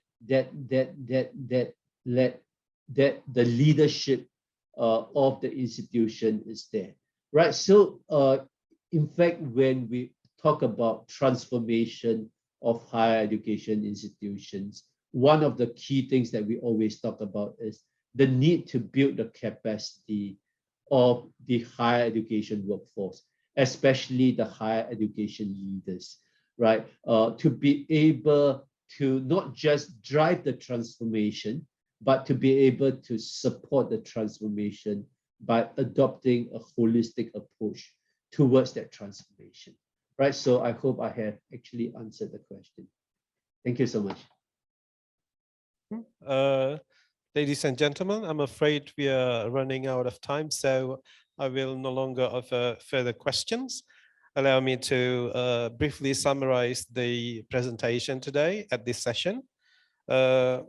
Professor Lim has eloquently summarized the ideas of MBKM in 3 areas: the MBKM itself, and then the implication of the MBKM, including revisiting the institution learning outcome, vision and philosophy in the curriculum, and building and sustaining partnership, particularly internal partnership within the university itself, and then monitoring and managing learning by students. And the challenges, including the issue of quality, equity, and efficiency in education. And we have 2 participants raising the issues of reducing the gap of the quality across Indonesian education in this case, and then the issue of how to transform curriculum into the living one, and how to produce the well-rounded graduates. I think that we can wrap up from this session, and allow me to invite you all, the audience, to give applause to our speakers. Thank you, Professor Lim. Now I will give the turn for the Master of Ceremony, or should I continue on to the next speaker? Okay. Dear attendees, we are coming to the second outstanding speaker today, and excuse me, wait a minute. I'd like to open up the file about her. All right. Our now speaker, is Professor Dr. Bert J. Tuga, a professor from Philippine Normal University, and also the president of Philippine Normal University, the youngest president of PNU so far. So we have an outstanding speaker at this session. And Professor Tuga handles professional education courses in baccalaureate and post-baccalaureate levels, as well as courses in the graduate programs of the university. Professor Tuga is a sought-after speaker and lecturer in the area of professional education of teachers, curriculum and instruction, global citizenship education, and education for sustainable development. Ladies and gentlemen, I present you Professor Tuga. Thank you very much. Good morning, everyone. First and foremost, I would like to thank UNJ Rector, Professor Dr. Kumarudin, for inviting me to your event this morning. I also would like to greet the vice rectors and other university officials of UNJ, faculty members, students, and participants. My sharing for this morning, as you all know, I'm coming from Philippine Normal University, which is a teacher education university and as the National Center for Teacher Education in the Philippines, located in Manila. My sharing will focus on pre-service teachers experiential learning program.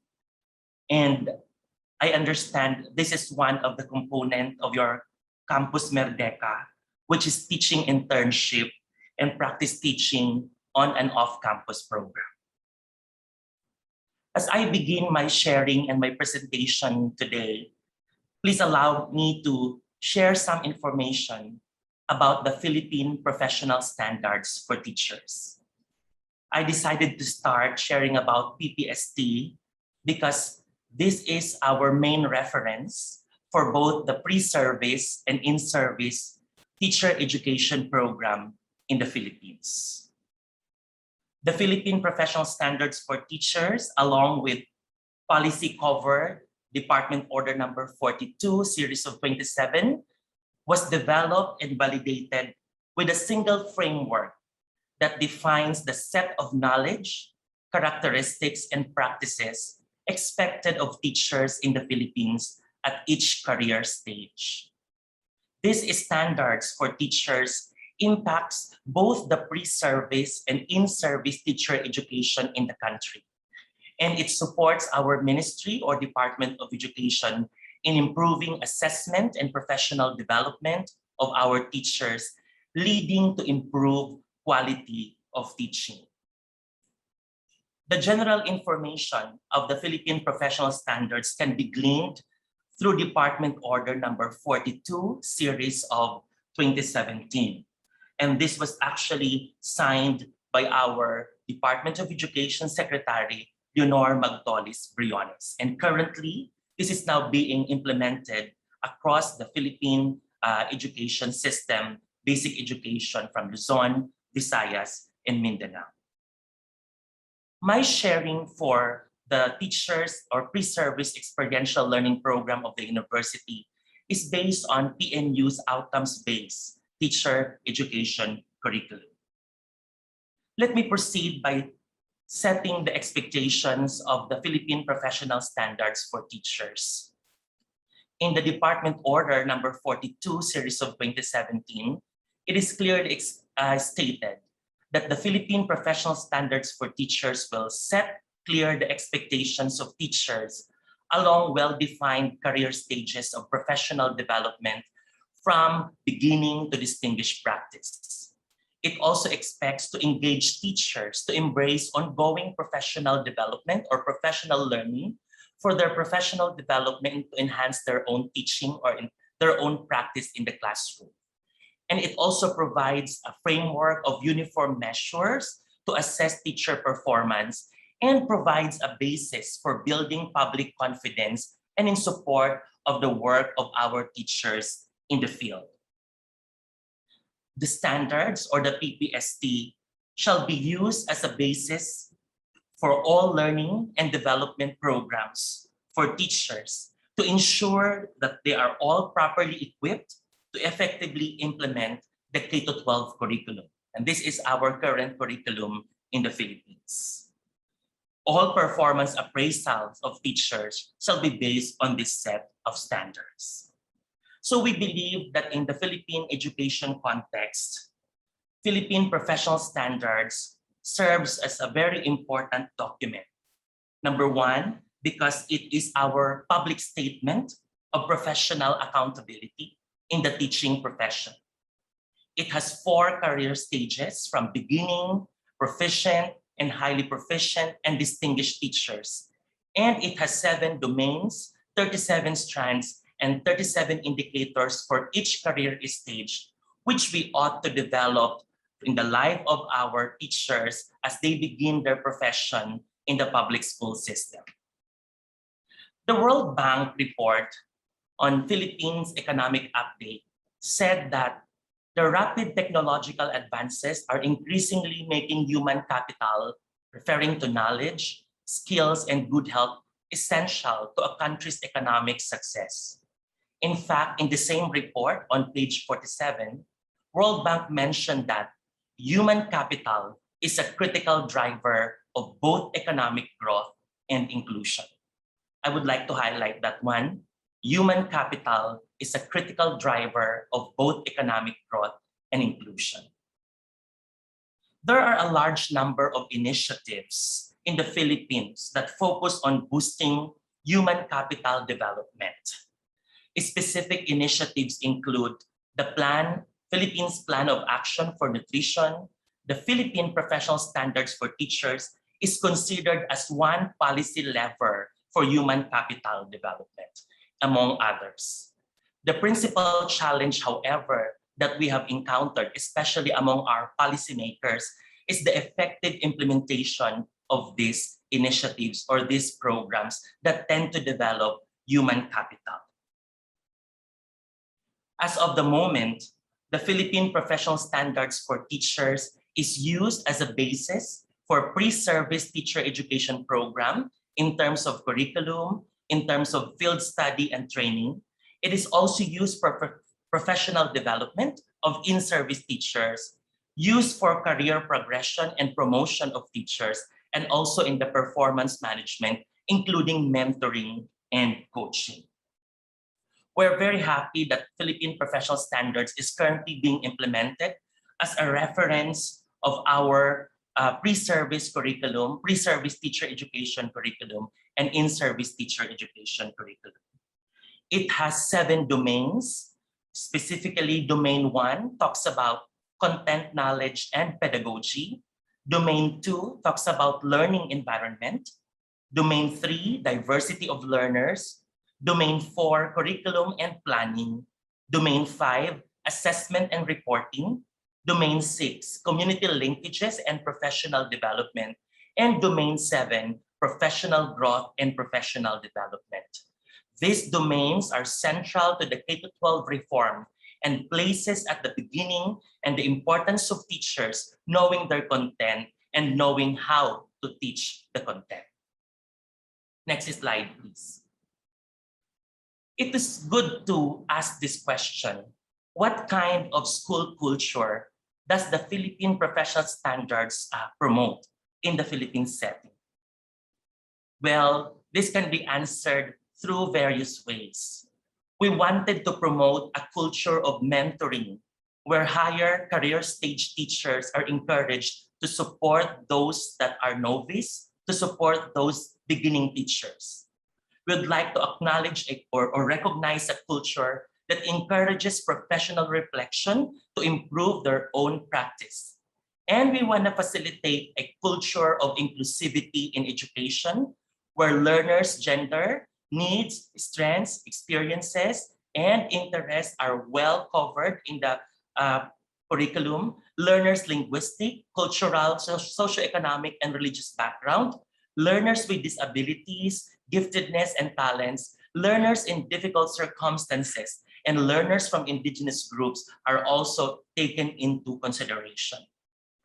We also would like to promote a culture where teachers are expected to know what to teach and how to use it, maintain a learning-focused environment, respond to learner diversity, plan and design effective instruction, use a variety of assessment tools, establish community relationship, and uphold professional ethics, and engages in professional reflection and assume responsibility for professional learning, which are actually dominant or observable in the different domains of the professional standards for teachers. So I think that is a backgrounder of our main reference in our pre-service and in-service teacher education program. Now, I will proceed and I will focus on the experiential learning component of our pre-service teachers. This is based on PNU's outcomes-based teacher education curriculum. There are 3 components of our experiential learning program. Number one is the field studies. The second one is the practice teaching and the finishing school. So these three components complete the experiential learning program of our pre-service teachers before they graduate and before they are deployed in the public school system. Please allow me to start with the first component, which is the field study. Field study, according to Ms. Serdi, is a process of a careful investigation of a particular subject in a natural environment rather than the laboratory. The process has similar activities done in a laboratory, such as observations, experiments, and interaction with the individuals involved in the research environment. In education, Hamilton and Margot 2020 describe field study experiences as the clinical aspect of teacher preparation. Pre-service teachers here can explore and experiment to find answers to the questions relevant to their field of work, in this case, teaching. Abbas of 2016 corroborates that field studies are essential for pre-service teachers to study the classroom environment to gather relevant insights that they can use as they practice the teaching profession in the future. Also, in the Philippine setting, field studies have been deemed necessary by our Commission on Higher Education. Therefore, field studies are part of the experiential learning program for pre-service teachers in the country's teacher education, including in our university's outcomes-based teacher education curriculum. There are two field study courses that we offered in the university. The first one is Field Study 1, which is called Prof Ed or Professional Education 12. And the second one is Field Study number 2, which is also called a Professional Education number 13. For Field Study 1, which is the first experiential course, which will immerse a future teacher in an actual classroom situation and learning environment, where direct observation of teaching learning episodes that focuses on the application of education, especially the theories learned in content and pedagogy, can be made or can be done. Observations on learners' behavior or students' behavior, motivation, teachers' strategies or methodologies, classroom management, assessment in learning, among others, are expected to be given emphasis in field study number 1. A portfolio or e-portfolio shall be required in this course as a requirement. Under field study number 2, this is a continuation of the first field study. This is still school-based and allows pre-service students to participate and assist in a limited actual teaching and learning activities that relate to assessment of learning, preparation of instructional materials, preparation of bulletin boards, and other routines in the classroom.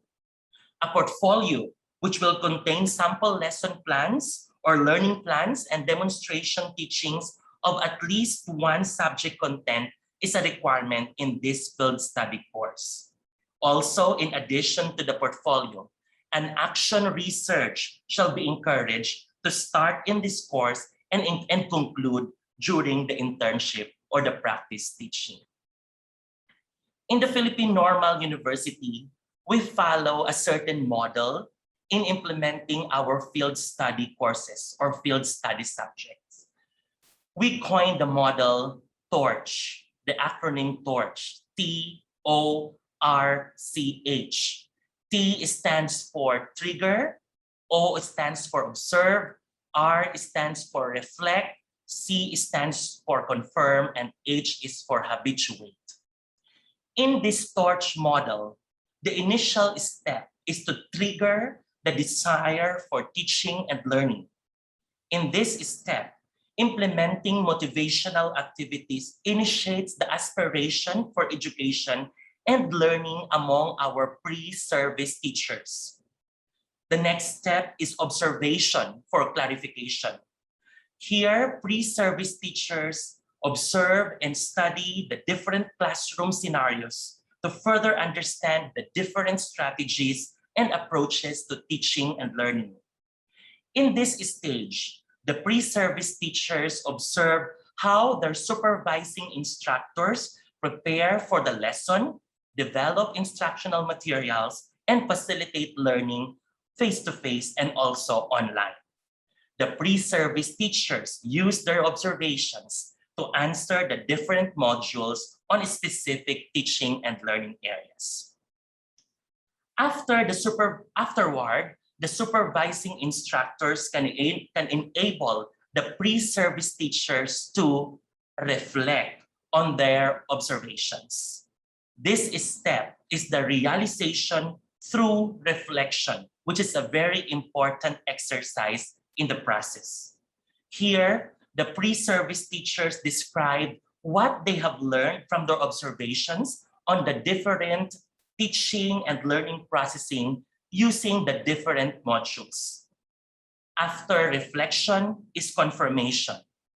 This is very important because these steps confirm the feedback coming from the supervising instructor.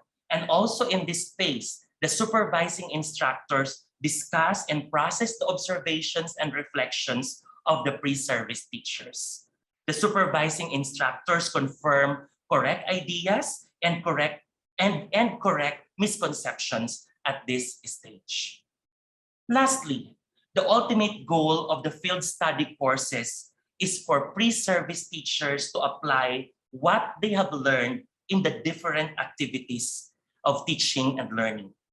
This application of knowledge happens in this stage, the last stage, and we call it habituate. Habituate to perpetuate. This step aims to inculcate among our pre-service teachers the positive habits for the teaching profession and perpetuate them with other teachers as they go on in their teaching and learning practice. So this is the model that we follow in the implementation of our field study courses in the university. Trigger, observe, reflect, confirm, and habituate. The next slide will show to you sample activities that we are doing in as far as the implementation of the field study activities. In this table, I would like to show to you that the field study activities found in the second column are actually addressing certain domains of the Philippine professional standards for teachers. And towards the last column of this table, you will see that there are also evidence or evidences or assessment that have to be done in order to ensure that the expected competencies are targeted or attained by the students in each of the activities under the field study courses 1 and 2. So just to show this example matrix, this is for domain 1 and domain number 2. Then we have the next slide for domain 4, domain 5, domain 6, and domain 7 of the professional standards for teachers.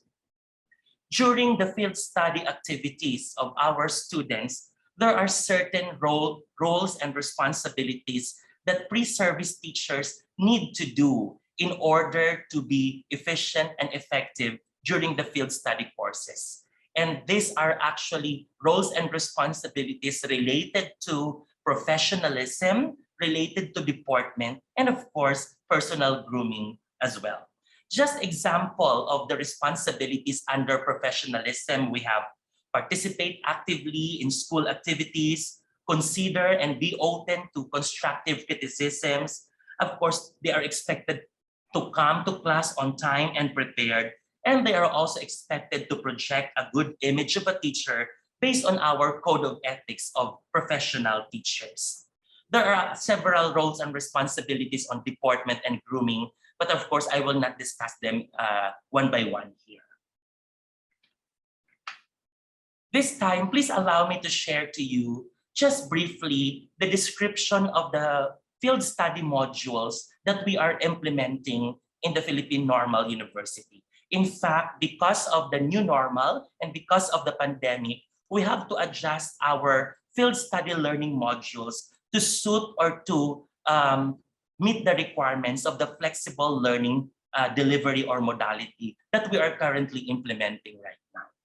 So as I've mentioned, we are addressing 7 domains. So we have 7 modules that are actually offered from field study 1 and 2.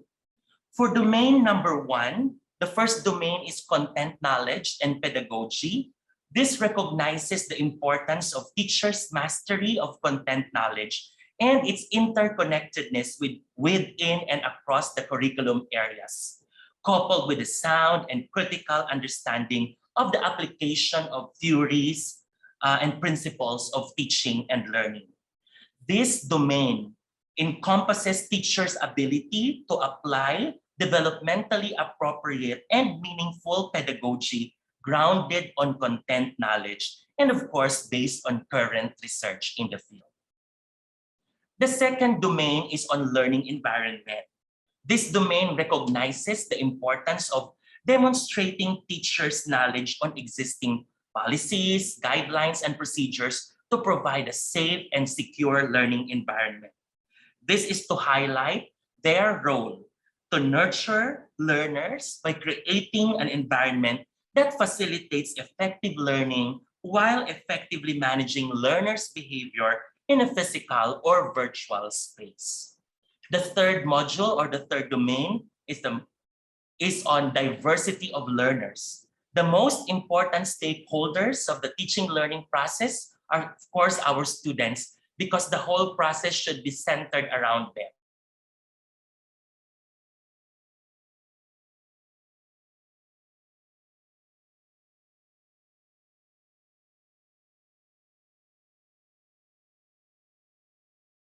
Should be left behind. Therefore, the standards stresses the need for teachers to exhibit the competencies on catering and responding to the needs. And here it addresses teachers' knowledge of and interaction with the national and local curriculum requirements. Then we have domain number 5, which focuses on assessment and reporting. Here, we look at the related processes which are associated with a variety of assessment tools and strategies used by teachers in monitoring, evaluating and documenting, and reporting learners' needs, progress, including learners' achievement.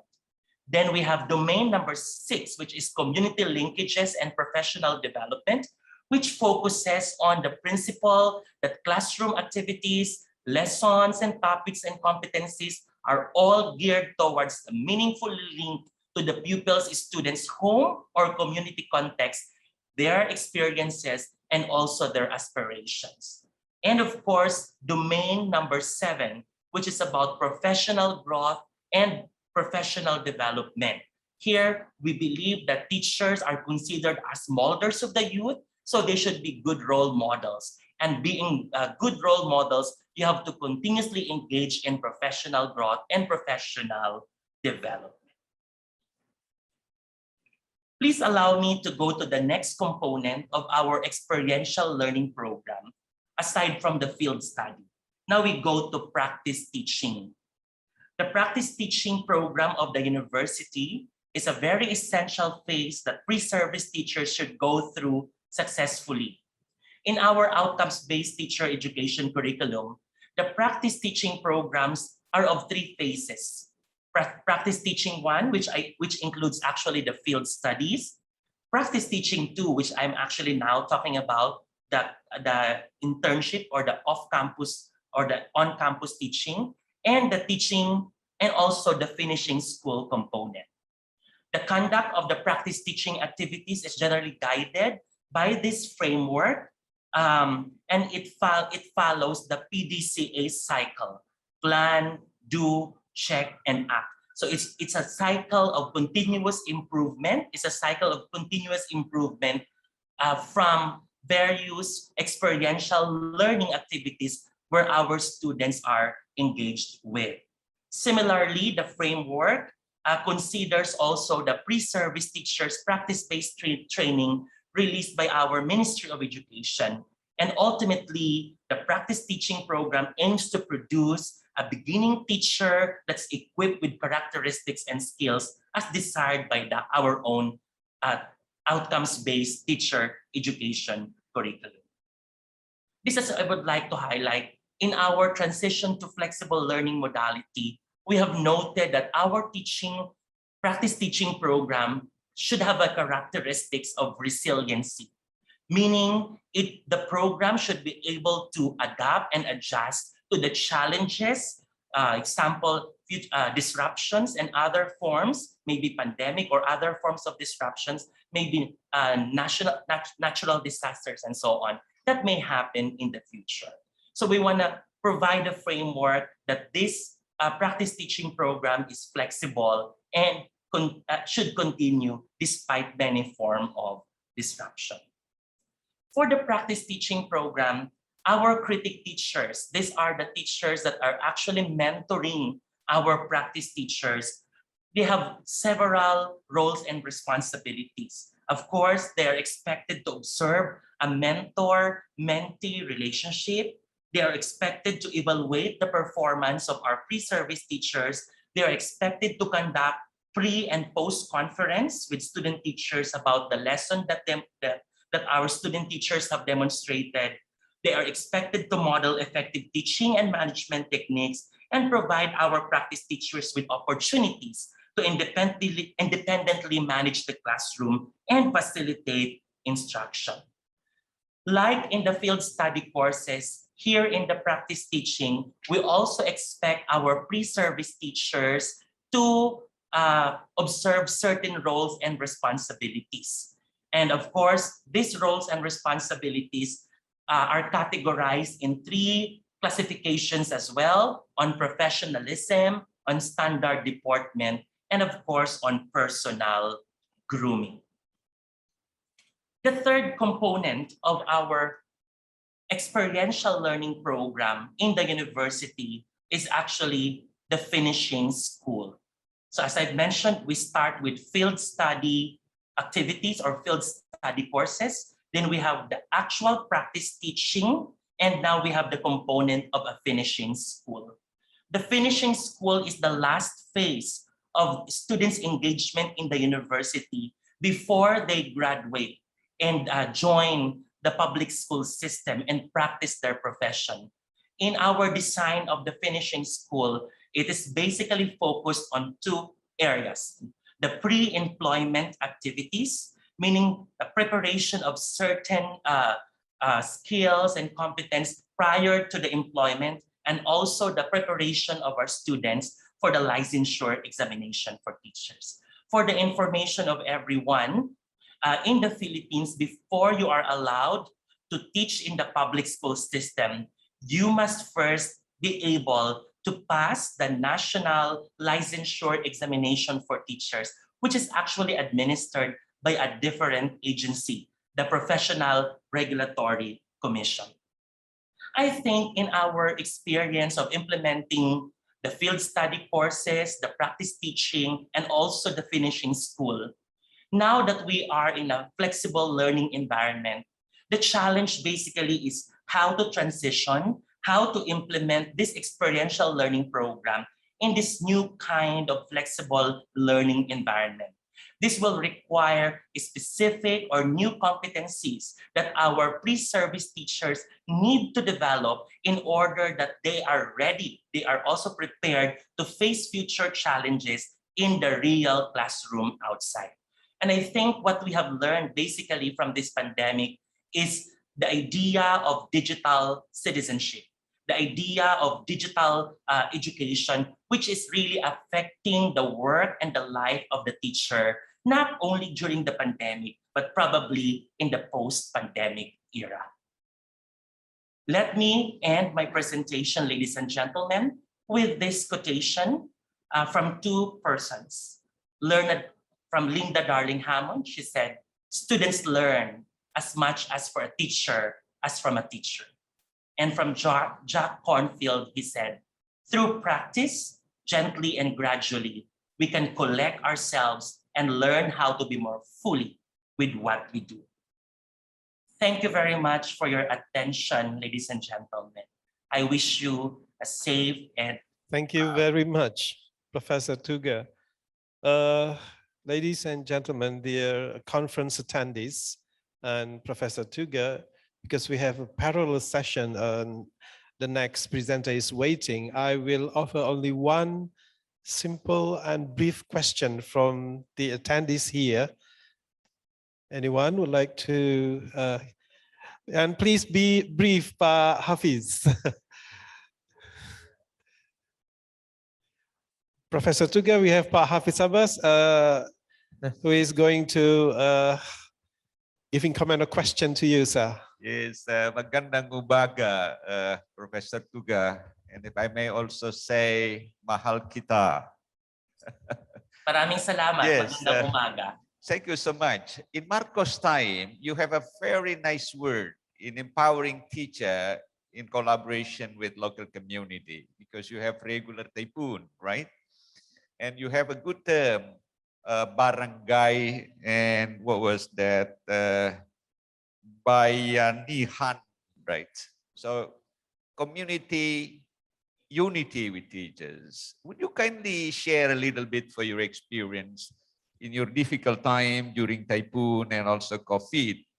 So we would like to learn a lot from this great solidarity that you build teachers and community in one single dream to empower the Philippines, because the past Philippines was the University of Asia. So thank you. And Thank mahal you. kita again. Thank you. Thank you, Pak. Professor. Thank you, Professor. I think thank you for that for mentioning about bayanihan, the bayanihan spirit of the Filipinos, which is actually also manifested in our school programs and activities. For the information of everyone, we have a program called Brigada Escuela or School Brigade, which is actually a program that is a collaboration between the school, the teachers, and also the members of the community. You mentioned about the local government unit, and in the Philippines, you have the smallest unit, which is the barangay. And the barangay is a very important stakeholder of every school, whether it's an elementary or secondary school. The Brigada Escuela or the School Brigade is a collaboration of various internal and external stakeholders that provide support to the school activities and operations, not only in terms of the implementation of the curriculum, but also in as far as providing support in terms of resources, physical resources, financial resources, human and expertise as well, and other forms of support that this conglomeration of stakeholders provide to the school. Exactly, this is driven by the spirit of bayanihan. This is driven by the spirit of solidarity. So in the past, bayanihan is mostly seen whenever there is a natural disaster or typhoon, helping one community to another. But I think the modern manifestation of bayanihan is also observed in school practices through the Brigada Escuela or the School Brigade, which is an internal and external stakeholder support for the school system. Thank you very much. Thank you, Professor Tuga. Dear attendees, I would like to briefly summarize the presentation of Professor Tuga. I think there are at least 3 insights from Professor Tuga. First, that PNU has set and established professional standard for teachers, and which consists of 7 domains. And they also have the values to promote school culture. This is interesting. And the one which is very much related to MBKM is the experiential learning through field study, practice teaching, and finishing school. And the most enlightening one, acronym that Professor Tuga has presented, I think the TORCH, which is the trigger, observe, reflect, confirm, and habituate. And I would like to end this by quoting some thoughts about education, that education is to replace the empty mind with the open one. Pendidikan seharusnya bukan mengisi pikiran yang kosong, tetapi membuka pikiran yang kosong. Terima kasih Ibu Bapak, mohon beri penghargaan kepada Prof. Tuga. Terima kasih. Terima kasih, saya mohon pamit. Assalamualaikum warahmatullahi wabarakatuh.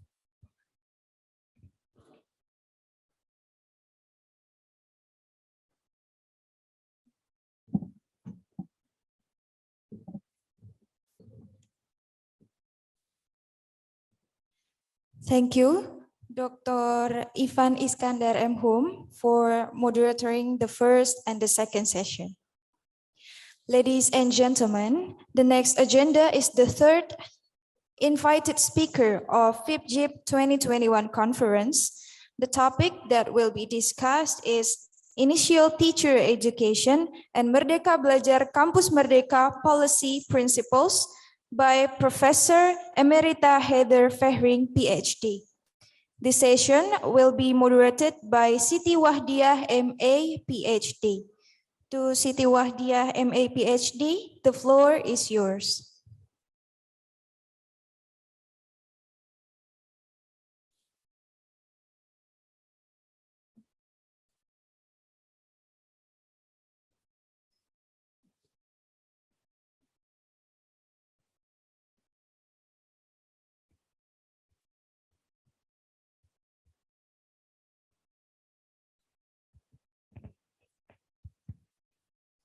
Bismillahirrahmanirrahim. Assalamualaikum warahmatullahi wabarakatuh. So now I will be moderating a very inspiring topic that will be presented by a very experienced educator and teacher trainers, of the RMIT University of Melbourne, Australia. Within the sub-theme of empowering practitioners teaching in campus program, everybody, ladies and gentlemen, I would be an honor to present Prof. Heather Fehring, Professor Emerita Heather Fehring of the RMIT University of Melbourne, Australia, with her very interesting topic, Initial Teacher Education and MBKM Policy Principles. I think she is the right person to present this topic, as she was her interest is actually in literacy assessment and reporting, literacy education, research design theory and practice, ethics and research practices, teaching and learning theory and practice, and teacher workforce participation. She was also involved in a pilot project in Indonesia, professional practice model pilot in Universitas Negeri and Jambi University, funded by Australia Indonesia Institute Research Grants 2016, round 1 from 2016 to 2017. I would I would know further comment about her experience here. Very experienced teacher, very experienced educator. Welcome to this conference, Ms. Fehring. We are looking forward to hearing her very interesting topic. Again, Initial Teacher Education and MBKM Policy Principles. Time is yours.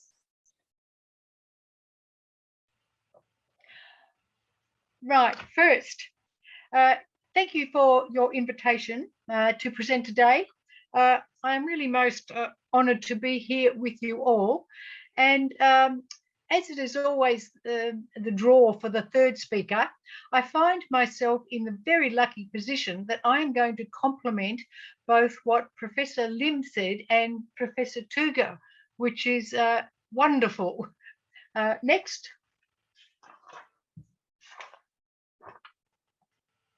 From your end, you're changing my slides, yes. Right, in the sub-theme Empowering Practitioners Teaching in Campus program, I'll just refer to this as the MK, the shorthand for it, MBKM, so I don't have to keep repeating myself. This is the theme that I drew, Empowering Practitioners Teaching in Campus program. This covers a very wide variety of professional partnership models in different contexts, both of which Professor Lim and Professor Tuga have already referred to. They include teaching, supervising, mentoring, coaching, which I have previously published about, and the references are in the citations at the list of references at the back of this PowerPoint for anyone who may be interested in seeing some of my previous publications. In addition, in preparation, I've read several published articles about the MPKM designed initiative between universities involving exchanging student programs, mainly online because of the COVID-19 situation, as we all know. However, none so far involved initial teacher education or pre-service teacher education. So within the theme, the sub-theme, Empowering Practitioners Teaching in Campus programs, that's why my presentation is going to deal with specifically the initial teacher education and the Indonesian MBKM policy. And I'm going to cover professional standards for teachers, much like what Professor Tuga covered, professional experience during initial teacher education, but I will take a different angle. And then I'm going to share some ideas that we have experienced here in Australia, looking at specialist learning centres, micro-credentials, lifelong learning in relation to the MBKM policy. Next. Like many global economies and higher education institutions adapting to change in the 21st century, Indonesia is looking to cater for future workplace complexities, as we all are. The 2020 introduction of the MBKM is one such initiatives. And it's interesting to note, and directly related to the Indonesian MBKM policy principles, is the Queensland University of Technology's new 2023 initiative. QUT plans to introduce what are currently being called, would you believe, festivals of experience as part of the undergraduate student experience. So it's within the initial teacher education program or the pre-service teacher education program, they are introducing in 2023 festivals experience. The festivals experience are based on the Boston University's BU Hub model. So if you would like to see where these come from, you can easily check the Boston University site. Negotiations have commenced at QUT to introduce 6 experience. They're going to be 6 by 6 credit points, equaling 36 credit points into the undergraduate degree in years 1st and 2nd year. So it seems to me very much like what Indonesia's MBKM is trying to achieve by diversifying their undergraduate students program and maximising global experiences, but I shall come back to that. So today I will specifically address some of the issues related to the implementation of the MBKM policy and principles and what will need to be considered in relation to initial teacher education or pre-service teacher education in higher education programs. The context I've taken, of course, is from an Australian perspective because, as you can tell, that's where I come from with my accent. I will demonstrate initiatives which have been developed over time to enhance and expand the professional competence of graduate teachers in Australia. Such initiatives are relevant to the current MBKM context and debate. Australia and Indonesia both have complex educational system structures. So let me begin by giving a very brief snapshot overview of the Australian educational context. Australia has a complex educational organisational structure. The Australian government has a national educational organisation, that's Department of Education and Training. DEET, as we call it, is responsible for national policies and programs related to early childhood care, early childhood education, school education, higher education, vocational education and training, and international education and research. Then we have 6 states and 2 territory educational organisations, all responsible for the implementation of educational policy and procedures. These are all government schools have to respond to both of these DEET programs. And as you would know, in Australia, we have a very large private education system, mainly Catholic education. And the Catholic education system, although outside of this, does respond to these policies because they need funding from the federal and state governments. So all of us really fall in line with the Department of Education, the Australian government, and the 6 state and territories educational organisations.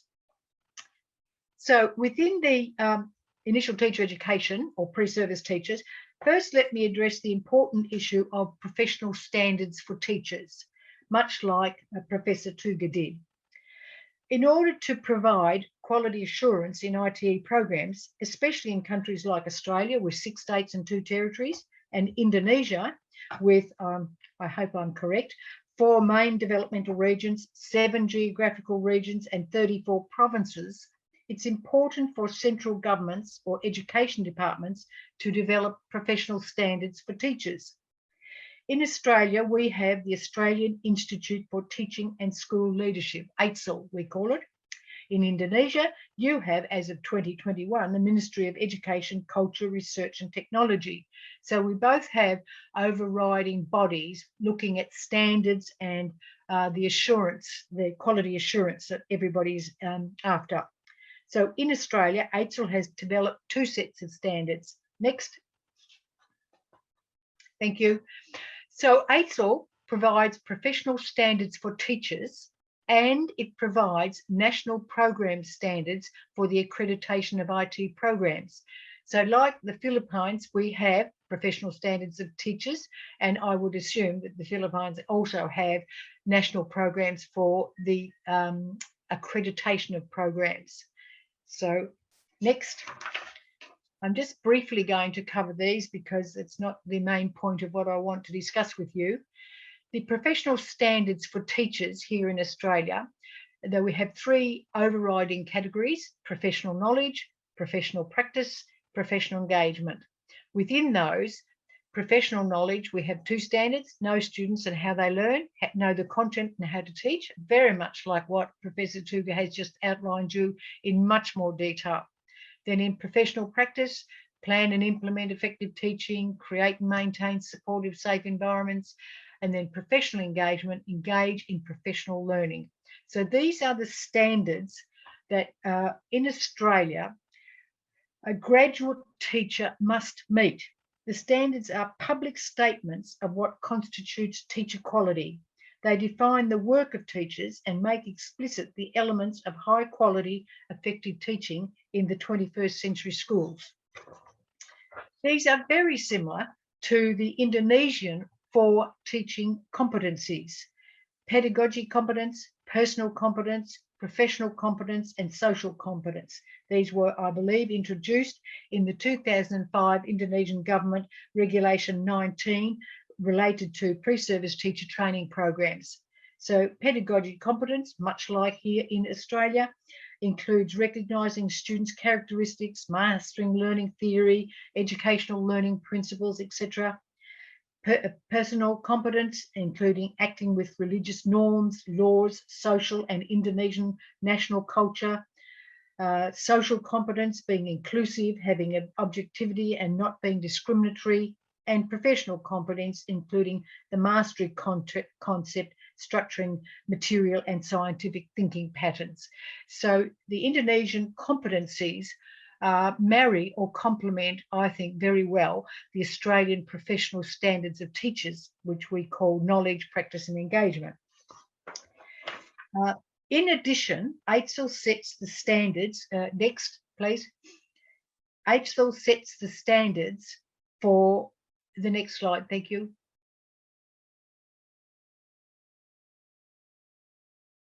Thank you. HSL sets the standards for the accreditation registration of initial teacher education or pre-service teacher programs across Australia.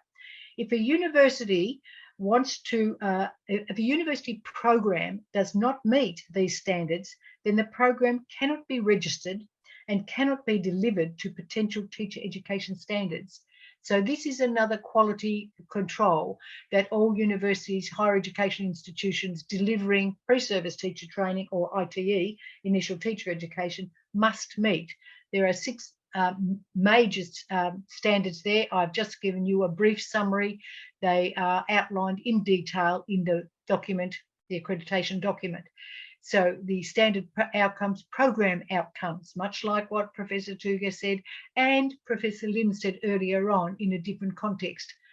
The impact on student learning, they must meet the Australian professional standards of teaching. The program has to deliver development, design and deliver rational sequence use of literature and industry views.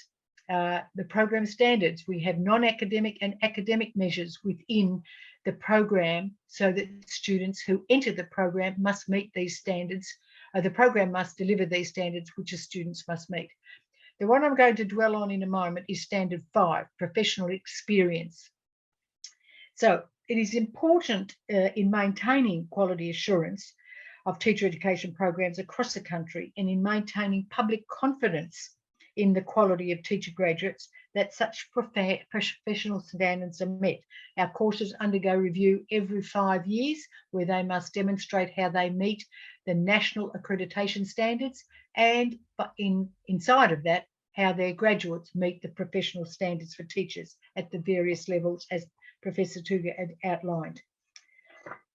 Next. So today I'm going to deal with the HSL Program Standard 5.5, which is dealing with the professional experience during teacher placement.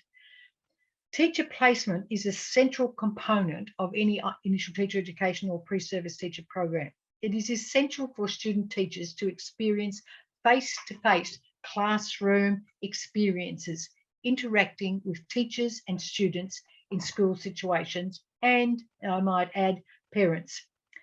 This program standard 5 is where a program, an initial teacher education program, must demonstrate the providers support the delivery of professional experience in partner school sites, including by identification and provision of professional learning opportunities for supervising teachers and communication and access to designated initial teacher education provider staff, who preferably have current or recent experience in teaching, which has always been a bit of a catch for most universities, the recent teaching experience, but we'll talk about that later. Over the years, different versions of teaching placement have been trialled to enhance ITE or pre-service teacher programs. First, the goal of such programs has always been to increase ITE students' knowledge and skills in relation to the theory and practice of teaching profession. However, secondly, ITE teacher placement programs have needed to respond to political imperatives in relation to issues such as enhancing student teachers' knowledge regarding catering for diverse linguistic, cultural, religious and socioeconomic needs within the classroom. The ITE program must also build in teaching strategies and professional practice that cater for students across the full range of abilities from special needs to gifted. In addition, ITE programs in the last decade in particular have needed to improve student teachers' competence and capacities to teach science, technology, engineering and mathematics, which we coin STEM here in Australia as other countries do, because we have to be able to teach for the future employment of school students. Australia, like Indonesia, has trialled various variations of ITE teaching placement models. In Australia, we have covered classroom teachers working in partnership with university staff, classroom teachers working as tutors in university ITE or pre-service teacher programs, ITE or pre-service students experiencing teacher placements within a single classroom where the classroom teacher has the role of an instructor or mentor, or I noticed Professor to use the word critique teacher, we call them mentor teachers. We've trialled IT and pre-service teachers experience placement not only as a classroom teacher, as a mentor, but also a dedicated coach in the school location. So they had two, a mentor and a coach. IT pre-service teachers undertaking one of their teaching placements in an overseas school. And in Australia, some ITE programs have allowed students to undertake one of their teaching placements in a remote Aboriginal First Nations people school in the Northern Territory. So we have trialled many variations of placement models. And in relation to ITE, I've been involved in a partnership program, which my moderator has already mentioned to you, but a partnership program between a university in Indonesia and RMIT University in Australia. In the School of Education at RMIT, we have a professional practice model called CAPE, Coaching Approach to Professional Experience. It has been in place for a number of years here at the School of Education. The CAPE model in Victoria encompasses the AITSL Accreditation Program 5.5, which I just that you are looking at here in slide 7. CAPE involves student teachers having not only a classroom teacher as a mentor, but also a dedicated coach teacher located in the school with time release to work with small groups of pre-service teachers. This very innovative ITE pre-service professional placement or field placement or practicum, as we call it, model grew out of the long-term concerns and several teacher education reviews over the divide or the disconnect between university initial teacher education theory and school-based practice. This has always been of concern and has been for a long time, the divide between theory, if you have your theory at the university, and your practice in the schools, that the divide between the two has always caused students issues. The partnership program between RMIT and Jambi University in Indonesia involved an exchange of ITE staff from Indonesia to Australia, and then from RMIT to Indonesia. We went across there. The Jambi University then undertook a trial of the CAPE model in a primary school in their PTP, their pre-service teacher training program in the Jambi province in Sumatra. The initial trial involved 10 pre-service teachers in one primary school, one school principal, a mentor teacher, 2 university teacher educators, and a coach. Next. The description and results of this Indonesian-Australian partnership trial can be read about in this article that you can see on the slide now. However, it is important for me to remember and to remind yourselves that before one country embarks on the implementation of another country's initial teacher education model, that careful consideration be given to ascertain if the conditions of the model can be met. In particular, different socio-cultural and expectations of the adopting country. The article that you are looking at on the slide, my colleague, highlights some of the issues. As for example, obtaining dedicated time release for the Indonesian coaches was an issue because of lack of funding. Communication between university and school leadership teams proved to be an issue needing improvement, as there was a need for clearer lines of interaction. There was also a lack of clarity over the assessment process amongst the participants, being the mentors, the coaches, and the student teachers. Now, moving on to my third issue. So that was the partnership example of experiential teaching programs, practicum programs, how they might work what might be considered and how these might fit within your MBKM principles and policy. But moving on to my third issue in this presentation, related to the principles of the MBKM policy, and this is called the Internship Acceleration and Ecosystem Development Grant, is the concern for the MBKM to cater for the future impact on lifelong learning. And this is what Professor Lim addressed so eloquently in his presentation. Related to this issue are the following two initiatives here in Victoria that I would like to share with you. Next. First, an excellent initiative, I believe, developed by the Department of Education Victoria here in Australia, is DEET's Victoria 6 Science and Mathematics Specialist Centres. Although this initiative pertained to practicing teachers, students in schools and industry connections, it has the potential to be extended into ITE internship teaching placements. The network of 6 Victorian Science and Mathematics Specialist Centres engages students and teachers across the state in contemporary, authentic science, technology, engineering and mathematical learning experience. The one on the screen that you are looking at, the Gene Technology Access Centre, is one of the 6 and is located at University High School, which is a secondary school here in the Melbourne CBD. The Gene Technology Access Centre is located here in this school. It is an immersive exploration of life sciences. It's on offer here at this centre, captivating students by enabling them to investigate living world around them and delve into real science issues, ranging from how to treat disease to how DNA can place a suspect at a criminal scene. This one, as you're looking at, is located in the grounds of the secondary school, the University High School. So on the right of this building that you can see is the school, and on the left is a major hospital. So this is a private, a consortium of industry, schools, education department, where the students can go and have very, very live, interesting experiences in gene technology.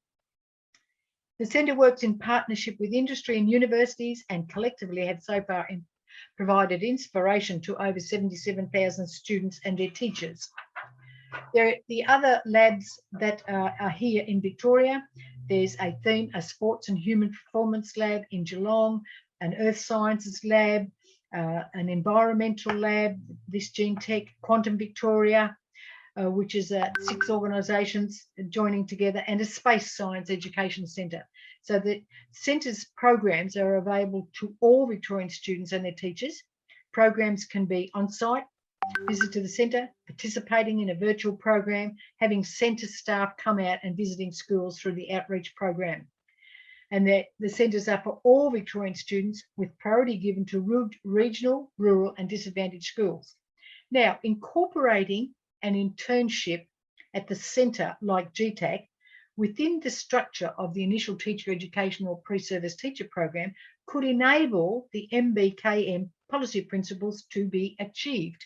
So the idea of 1 semester in another department or 2 semesters at another university experiencing different learning activities, these science centres, I believe, these combinations of industry, universities, schools could provide fabulous bridging the gap between the theory of the university and the practice of the school situation with the reality of workforce participation in the future. The OECD executive summary has, secondly, sorry, following on from this, in relation to the MBKM policy is the data from the recent OECD publication, Education at a Glance. It was released on the 16th of September. The OECD executive summary has reported that lifelong learning has emerged more than ever as a critical factor for adults to upskill and reskill in the changing world, something that Professor Lim has already highlighted in his first talk. More than half of the adults, this is the OECD report, more than half of adults did not participate in adult learning in 2016, and the pandemic further reduced opportunities to do so. Now, an initiative such as the Indonesian MBKM, Internship Acceleration and Ecosystem Development, has, I believe, the potential and an important step in bridging this divide. Pre-service teacher gaining greater experience in industry, partnership connections not only extends their knowledge about the global realities of the workforce, but it also has the potential, I believe, to encourage industry personnel to consider teaching as a career-changing option. Enhancing the development of multidisciplinary, cross-disciplinary, and interdisciplinary pathways in higher education has the potential to meet such demands for the 21st century. Next. And this raises the issue, the very interesting issue of micro-credentials within. I'm still trying to bridge the gap between the MBKM policy and initial teacher education. So it raises the interesting initiative of micro-credentials. Micro-credentials are a certificate of learning that is short in duration, targets the development of specific knowledge, skills, attitudes. It may be complementary to or a component of a formal qualification. For those who successfully complete the micro-credential assessment, a digital certificate is often awarded through a badging platform using open badge specifications.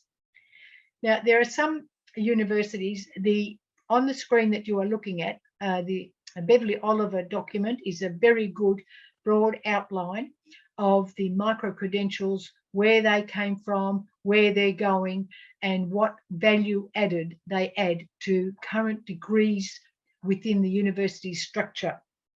And the Lang one I'm going to refer to in a moment. There are some universities in Australia already supporting this innovation. Students, staff, and external employers are encouraged to do short courses to enhance their skills, upskill, or reskill in certain areas. Now, these courses range from RMIT. We run a thing called RMIT Creds. They are free to enrolled students. Students can opt to do additional micro-credentials to add to their university credential, obtaining a badge, recognising their achievement. The RMIT's micro-creds are add-ons to a degree structure. They are currently not accredited courses in a professional degree structure because within the initial teacher education, we have to abide by AITSL's professional teacher standards and professional accreditation standards. So at the moment, our RMIT creds are add-ons, and I think they fit very nicely into the Indonesian MBKM program, to have add-ons to the program or build them in. Melbourne universities have a thing called micro certs, and they form part of the continuing professional education programs, pathways, and are geared towards external employers wanting to upskill or reskill their workers. For example, you can do a one-day coaching program for $660. You can do a two-day practitioner program for $1,650. Oh, goodness me. You can do longer durations, design thinking, a 6 weeks course, which costs nearly $1,500. So incorporating micro-credentials as part of an IT structure would enable the MBKM policy principles to be achieved. A one-semester accredited micro-credential course within the same university, but taken in a different department is possible. Alternatively, taking a one-semester accredited micro-credential course at another university is also very possible. However, one of the main issues for the ITE programs is to have courses that have been through the accreditation process of the professional standards organisations, as I've said, because I'm gearing this towards what has happened here in Australia. AITSL is the body which governs both our teaching professional standards and our accreditation. However, accrediting a set of electives for students to choose from is one obvious answer, and this would suit the MBKM, sorry, I can't get over the B. Melbourne University has a course called Leading Learning for Quality Improvement, It's a Melbourne micro cert, but they have aligned it to the AITSL teaching standards. So part of the course involves the participants in interpreting student data. Well, this meets professional practice focus area 5 in the AITSL standard. Part of the course that Melbourne University offers in its micro certs is engaging with colleagues and improving practice. This is within the professional engagement focus 6 of the AITSL standards. Complying with legislative, administration and organisational requirements. This fits within professional engagement focus area 7. So some micro credentials can be aligned to the standards and accreditation standards that countries have to abide by, and some of them can be add-ons if that's the way you would like to go. So in summary, it's important to maintain professional standards for the teaching profession. This means that public confidence in the quality of the profession can be assured. However, this does not mean that there's a one-size-fits-all approach to initial teacher education or pre-service teacher programs. The structure and delivery of ITE programs can encompass levels of flexibility in order to meet and achieve the MBKM policy principles. Providing for diversity in the delivery of professional practice placements is another way to achieve MBKM policy principles. Classroom teachers who can work as tutors in the university program. ITE students experience placement in not only a classroom teacher as a mentor, but also as a coach in the program that I have trial that I already worked with, and I've shown you on one of the slides previously. IT students can undertake one of their teaching placements in an overseas school in an exchange program, which would meet one of the MBKM principles. And this would enable IT students to PST students, I beg your pardon, to increase their cultural diversity knowledge and broaden their understanding of educational systems on a global level.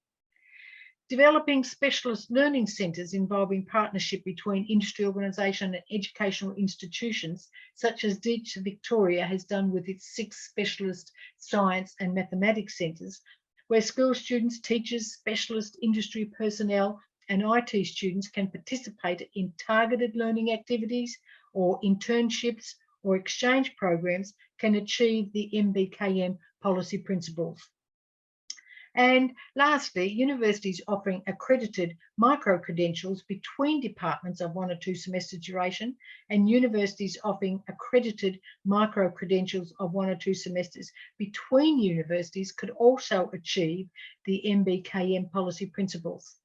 Furthermore, offering micro-credential units, which are add-ons to a degree, as RMIT university offers, can also meet the MBKM principles. So you could have a set of micro-credentials, which you get accredited through your various systems, or you could have add-ons, which you might be free for students within your degree structure. And these might be short, I think Professor Lim referred to at one stage, soft skills. So the student might do design techniques or IT techniques or second language techniques. They could be add-ons to your degree in the ITE or pre-service teacher training program. Thank you very much. Thank you very much, Professor Emerita Ferrin. Concerning the initial teacher education and MBKM policy, Professor Ferring has brought our attention to the importance of achieving the standards at the individual level of teaching profession and at the accreditation process. And for that, partnerships, is important, between Indonesia and Australia. And unfortunately, we have only one person, the slot is only given to only one person to present the question or comments. Thank you very much. Yes, Ibu, and please introduce yourself and mention your institution perhaps. Okay. Thank you.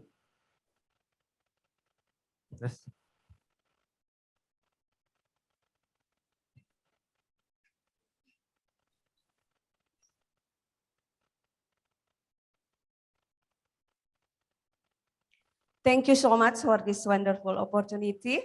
Yes, introduce myself. I'm Martina Keke Marente. I'm a lecturer at Special Education Department, Faculty of Education, Manado State University. Yeah, thank you, Professor, for the wonderful presentation. Yeah, I have one question, or maybe two. Yeah, during this pandemic COVID-19, schooling in Indonesia has changed significantly in the past year. And almost the same time with the practice of MBKM, lockdowns around the country, so schools shifting to online learning. Yeah, so from offline, we changed to online learning. Sometimes with only limited access of internet, Indonesian teachers work very, very hard and tirelessly to ensure students were supported and be able to continue to learn while they're at home. And in Indonesia, there is a widespread recognition of the importance of ensuring all students have equitable access to the technology, to internet and etc. to support their learning. But we are very lucky because Indonesian government has seen the importance for students from remote area and for students from low income socio-economic household to be provided with a subsidized internet quota, and also for the teachers for the past years and during the pandemic COVID-19. My question is for the professor, compare with the Indonesian teachers' experiences and student experiences, how teachers in Australia, how the impact of COVID-19 on perceptions of Australian schooling, and also how the teachers in Australia practice MBKM, Merdeka Belajar Kampus Merdeka. Thank you so much, Professor. Let me address the second part of your question first. The MBKM policy, we don't have that in Australia, right? So we don't have at the moment a requirement that you have one semester in another department and 2 semesters outside of your university. Now, we do encourage students to do, as I said to you, the micro-credentials, micro-certs. We do encourage students to have add-ons to their degrees, but we do not have the MBKM policy that you have in Indonesia. So I can't really answer that question. As I said at the beginning of my talk, that Queensland University, QUT, is introducing in 2023 festivals of experience, which I think these are going to be 6 by 6 credit points where the students are required to do these as part of their degree.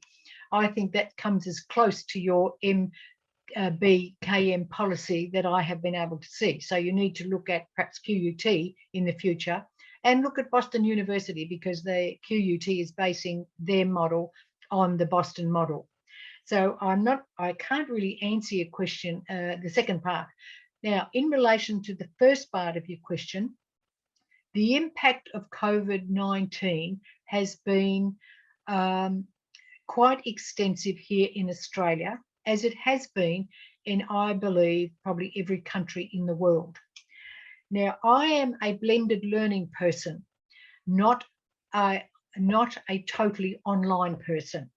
And I believe teaching in particular, it highly requires face-to-face interaction with real live children, real live students. So face-to-face learning, I think, is essential as part of the teaching experience in initial teacher education or pre-service teacher education.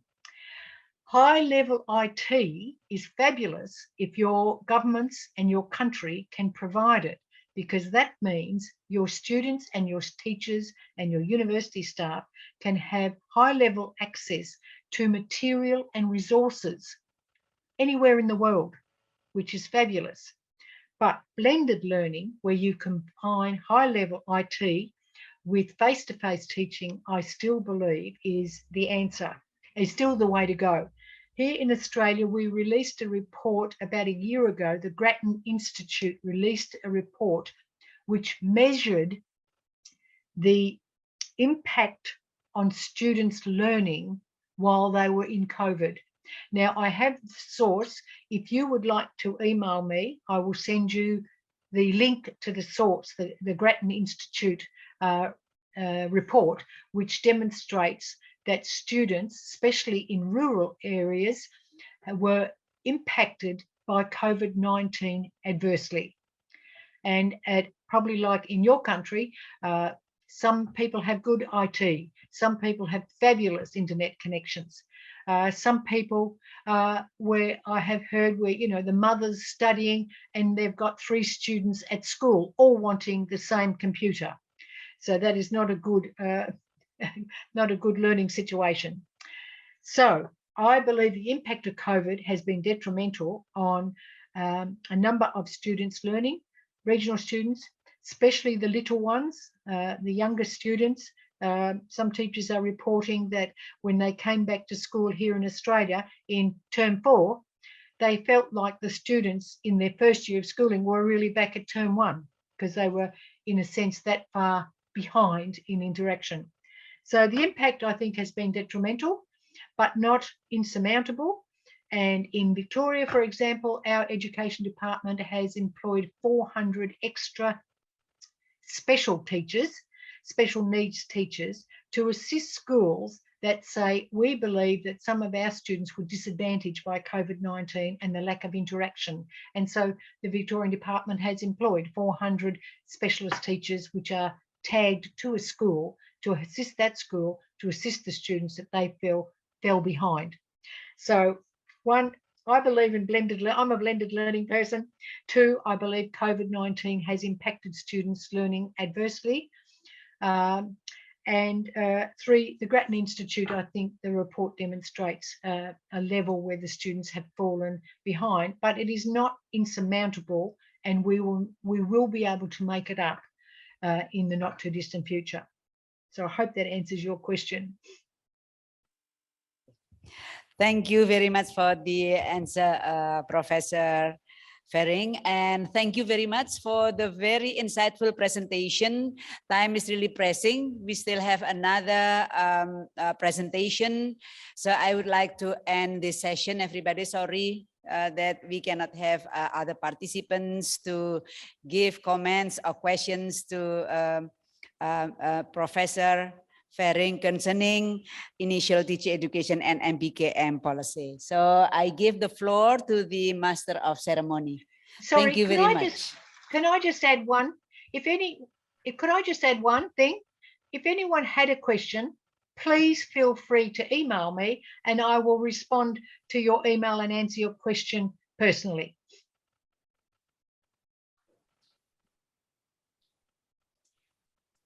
Thank you, Siti Wahdia, MA PhD, for moderating the 3rd session.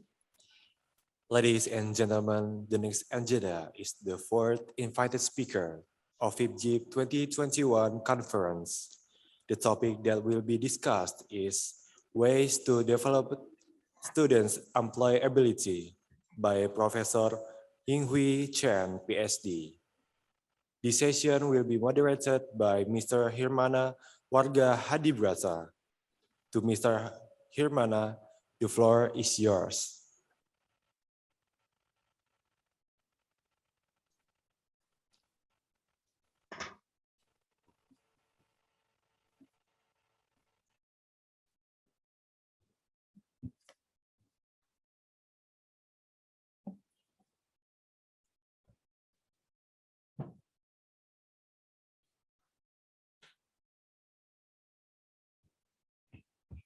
Tes.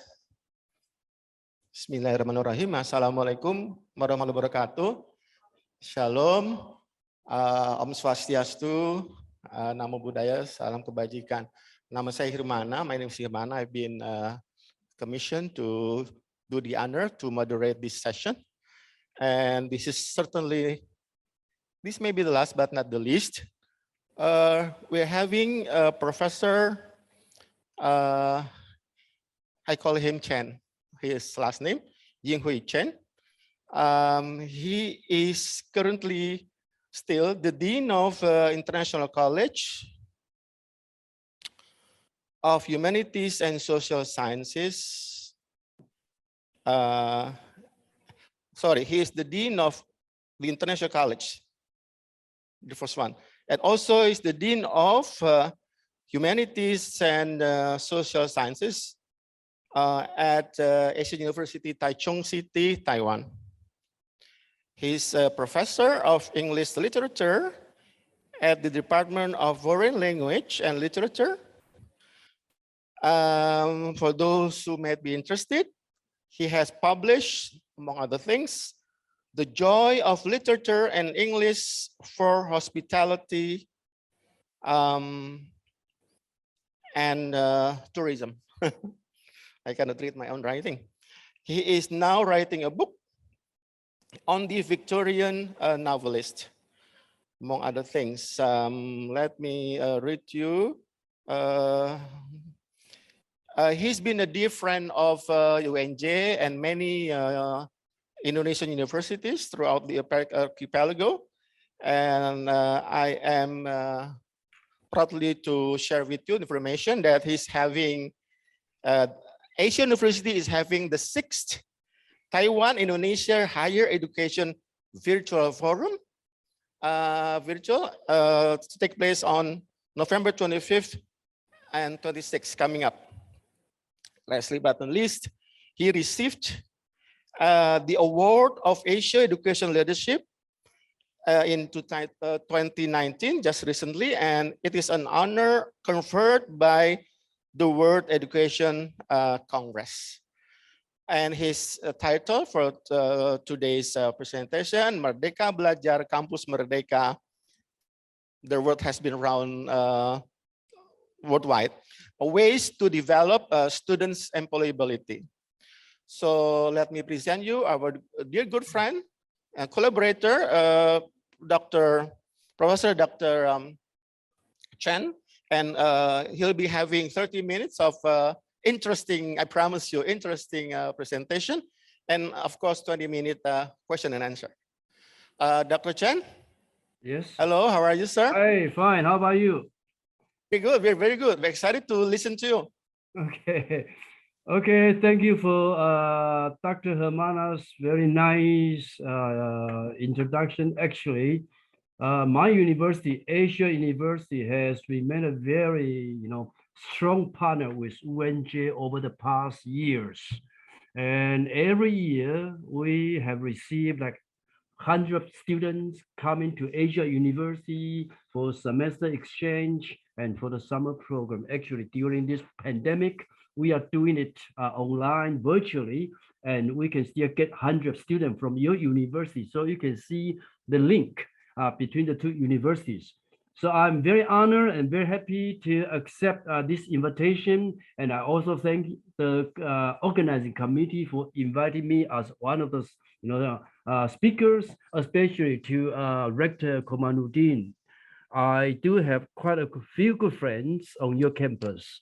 Okay, so today I'm going to talk about, the so-called MBKM, okay, Merdeka Belajar. And to me, It's a visionary initiative, and I pay my tribute to the one who initiate this policy. Okay, so I'm going to talk about different ways to develop students' employability. Actually, your MBKM is the best way to develop students' employability. So I just, change my title a little bit. I'm going to talk a little bit about some important theories and also the best practices. And for the best practices, I will use my university as one example. Okay, this is how my university looks like a beautiful garden. Actually, it's built like an European university. This university, I think, in May or in June, and this is my university's museum. Okay, built by a very famous Japanese architect, one of the landmarks in Taiwan now. Even our campus has been selected as top 3, most beautiful university in Taiwan. And this is where my university is located. A map of Taiwan looked like a sweet potato. Actually, it's in the central part of Taiwan, and the airplane here refer to the north, and this is the south. Actually, Taiwan is very small. From the north to the south, if you take the high-speed rail, it takes about 90 minutes. So I can go to Taipei for a conference, for a meeting, and back to Taichung in the afternoon. One day, a life, circle. Okay, I start with this person, this professor, Professor Terry Bach. Actually, he was the former, university president of Harvard University. He wrote a book called Our Underachieving College. This is the English title. This is the Chinese translation. I put it here because this Chinese translation was sponsored by the founder of my university. We published the book in Chinese and send this book island-wide to all the universities, to all the educators for free as part of the sponsorship from the university founder. In this particular book, he talked about 8 lessons a college student need to get prepared. Okay, I am just want to focus on the last point, preparing for a career. This is the Chinese, translation we call 就业能力. 就业 means, job market. 能力 means competence, ability. So I think for all the teachers, if a student go to your university, after they graduate, either they go for, higher, further education like master or PhD, this is one career, choice. If they do not go for further study, your student need to be get employed. If your student, once they graduate from the university and then they cannot get employed, I think as a professor, as a teacher, as a university, we are not doing our job. And that is the reason why I think employability should be one of the top concerns in our, education, especially as an educator, as a teacher, or as a dean or chair of a certain discipline. Okay, this is just another look. Okay, our underachieving college, a candid look at how much students learn and why they should learn more. Okay, it's published in the year 2008. So bear in mind, I use this, to emphasize employability. How to help your student get employed is, to me, is the most top, priority, the most important priority. If any student graduate from UNJ, for example, or from some other university, of course, UNJ is a little bit different because UNJ is like, more or less like a teachers university, more or less like a normal university. So obviously your student will be able to find a job, teaching in schools. But to some other universities, students may not be that lucky. Okay, even in Taiwan, because our normal universities Now they select students whose interests not necessary, to become a teacher in the future. Okay, so we are very, disciplined in a teacher's college in a normal university. These students still need to find a job after they graduate. So I think this is something for us to consider. And I would like to start with the reality. Actually, we are living in the age of AI, artificial intelligence. We are living in the age of 5G, okay? We are living in the age of bioengineering. And now today, a lot of people begin to talk about metaverse, okay, metaverse. So we are living in such a profound change age, okay? So profound change is today's reality. Strangeness is the reality, or discontinuity, uncertainty, flux. Flux means change. Okay, to use a term used by a lot of people. Actually, we are living in the age of the new normal. But when people refer to the new normal, they always think about the pandemic. This is only partly true, because the term, the new normal, was invented well before the outbreak of the pandemic. So if you think about the new normal, you think about the pandemic, it's just partially true, not the whole truth, okay? Not the whole reality. So this professor talk about, the new normal, and I believe a lot of, scholars use his article as a point of departure to talk about, the new normal. The new normal thought about the shape of things to come in the post-pandemic world, okay, by Nicholas, okay?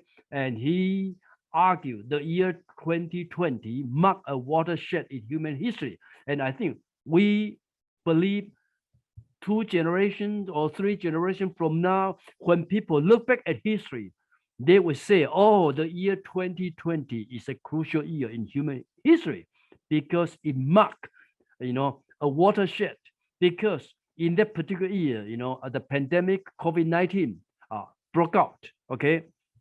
But also, this is another important scholar called Farid Zakaria.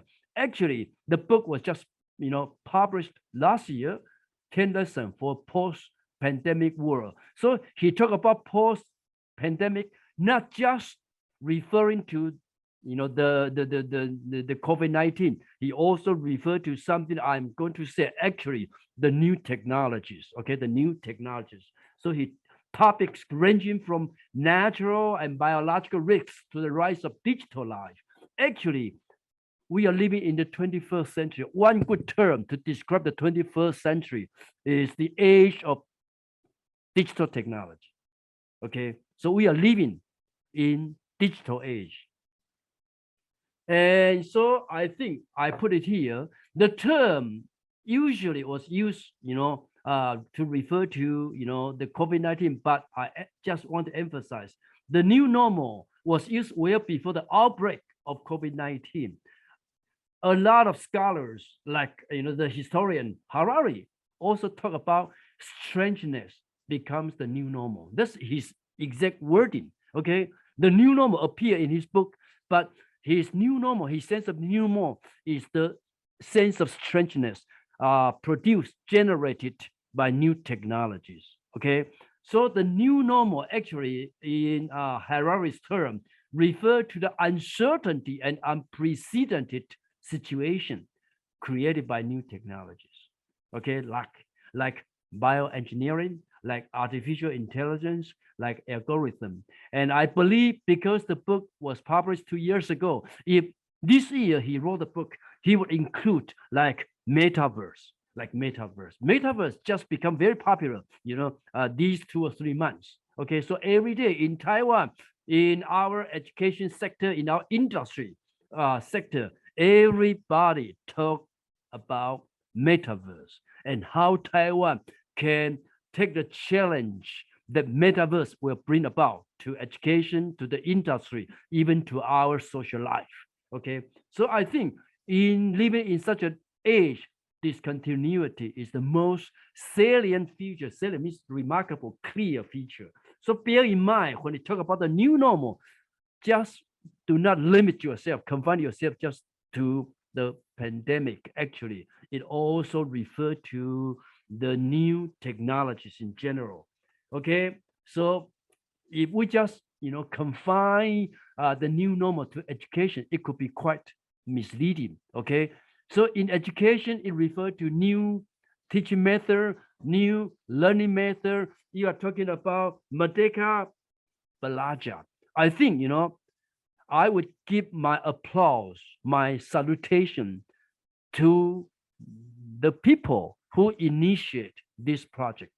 This is the way of education in the 21st century, and I'm going to use some good example. So here, strength is the new normal. Okay, so strangeness is generated by what? By new technology. By new technology. When you think about metaverse, it's something we have never experienced before. Okay, in such a universe, real and unreal at the same time. Okay, and today we are living in a life where online and offline has become a reality. What a new experience to human being. Okay, so in such an age, as a student, they need to develop the ability to constantly learn and to reinvent themselves. Okay, so I think this is some lesson from Harari. He thinks this is very important ability. And later on, I'm going to emphasize even the teacher, even the student, the ability to learn, to unlearn, and to relearn is crucial. Okay, we need to unlearn because we have a lot of prejudices, we have a lot of biases, so we have to unlearn the bias. After that, we have to relearn. This is the process of learning. Okay, so to learn and constantly to learn and then to reinvent ourselves, that's a very important ability. And so once again, this is Harari on education. I think in the book, this book chapter 19. Okay, I'm going to show you the book. Actually, I show you the book first. That's the book 21 Lessons for the 21st Century, a very inspiring book. For those who haven't read the book, I strongly recommend you to read the book. Okay, and this actually is in on chapter 19. He talked about this chapter deal with education. I think he said, in such a world, okay, the last thing a teacher needs to give her pupils is more information. In other words, to us, this is something quite shocking. In other words, Harari strongly advised us not to give our students information, because students, they have easy access to all types of information. So I think what we need to do as a teacher is to teach our students the ability to make sense of information, to tell the difference between what is important and what is unimportant, what is real and what is not real. And more important is to combine many bits of information into a broad picture of the world. I think this is something our students need to develop. We are talking about cross-disciplinary study. Your free learning implies many things. Okay, before I did my presentation, I Google, Merdeka Belajar and learn a lot about your policy. Actually, this is something we need to have in mind. If I want to use Steve Jobs' words, this is called connecting dots. One discipline, you can say it's just one dot. Two discipline is two dots. Now you have to combine different discipline into one. And I believe this kind of practice, new practice, Merdeka Belajar is not evolutionary in Indonesia. To me, it's revolutionary. In the past, when I talk with your professor, your dean, your rectors, they always talk about the linear, the continuity of the discipline. In other words, when you are master or when you are bachelor, if you study English, then your master need to be English, your PhD need to be English. But in Taiwan, in Europe, in the United States, for example, this is not the case. Bachelor, you could be English. Master, you could be a biotechnology. PhD, you could be a psychology. This is the so-called connecting dots. So I just want to emphasize, actually connecting dots is the very guarantee of success, of employability in the job market. Think about the number one industry in Taiwan, semiconductor. Taiwan semiconductor has remained number one in the whole world. So, a lot of debate about how Taiwan can control the world through semiconductor. But in Taiwan, there is no such a department as semiconductor. Semiconductor needs engineering. Semiconductor needs information. Semiconductor needs chemistry, needs physics, needs mathematics, needs business, needs accounting, etc.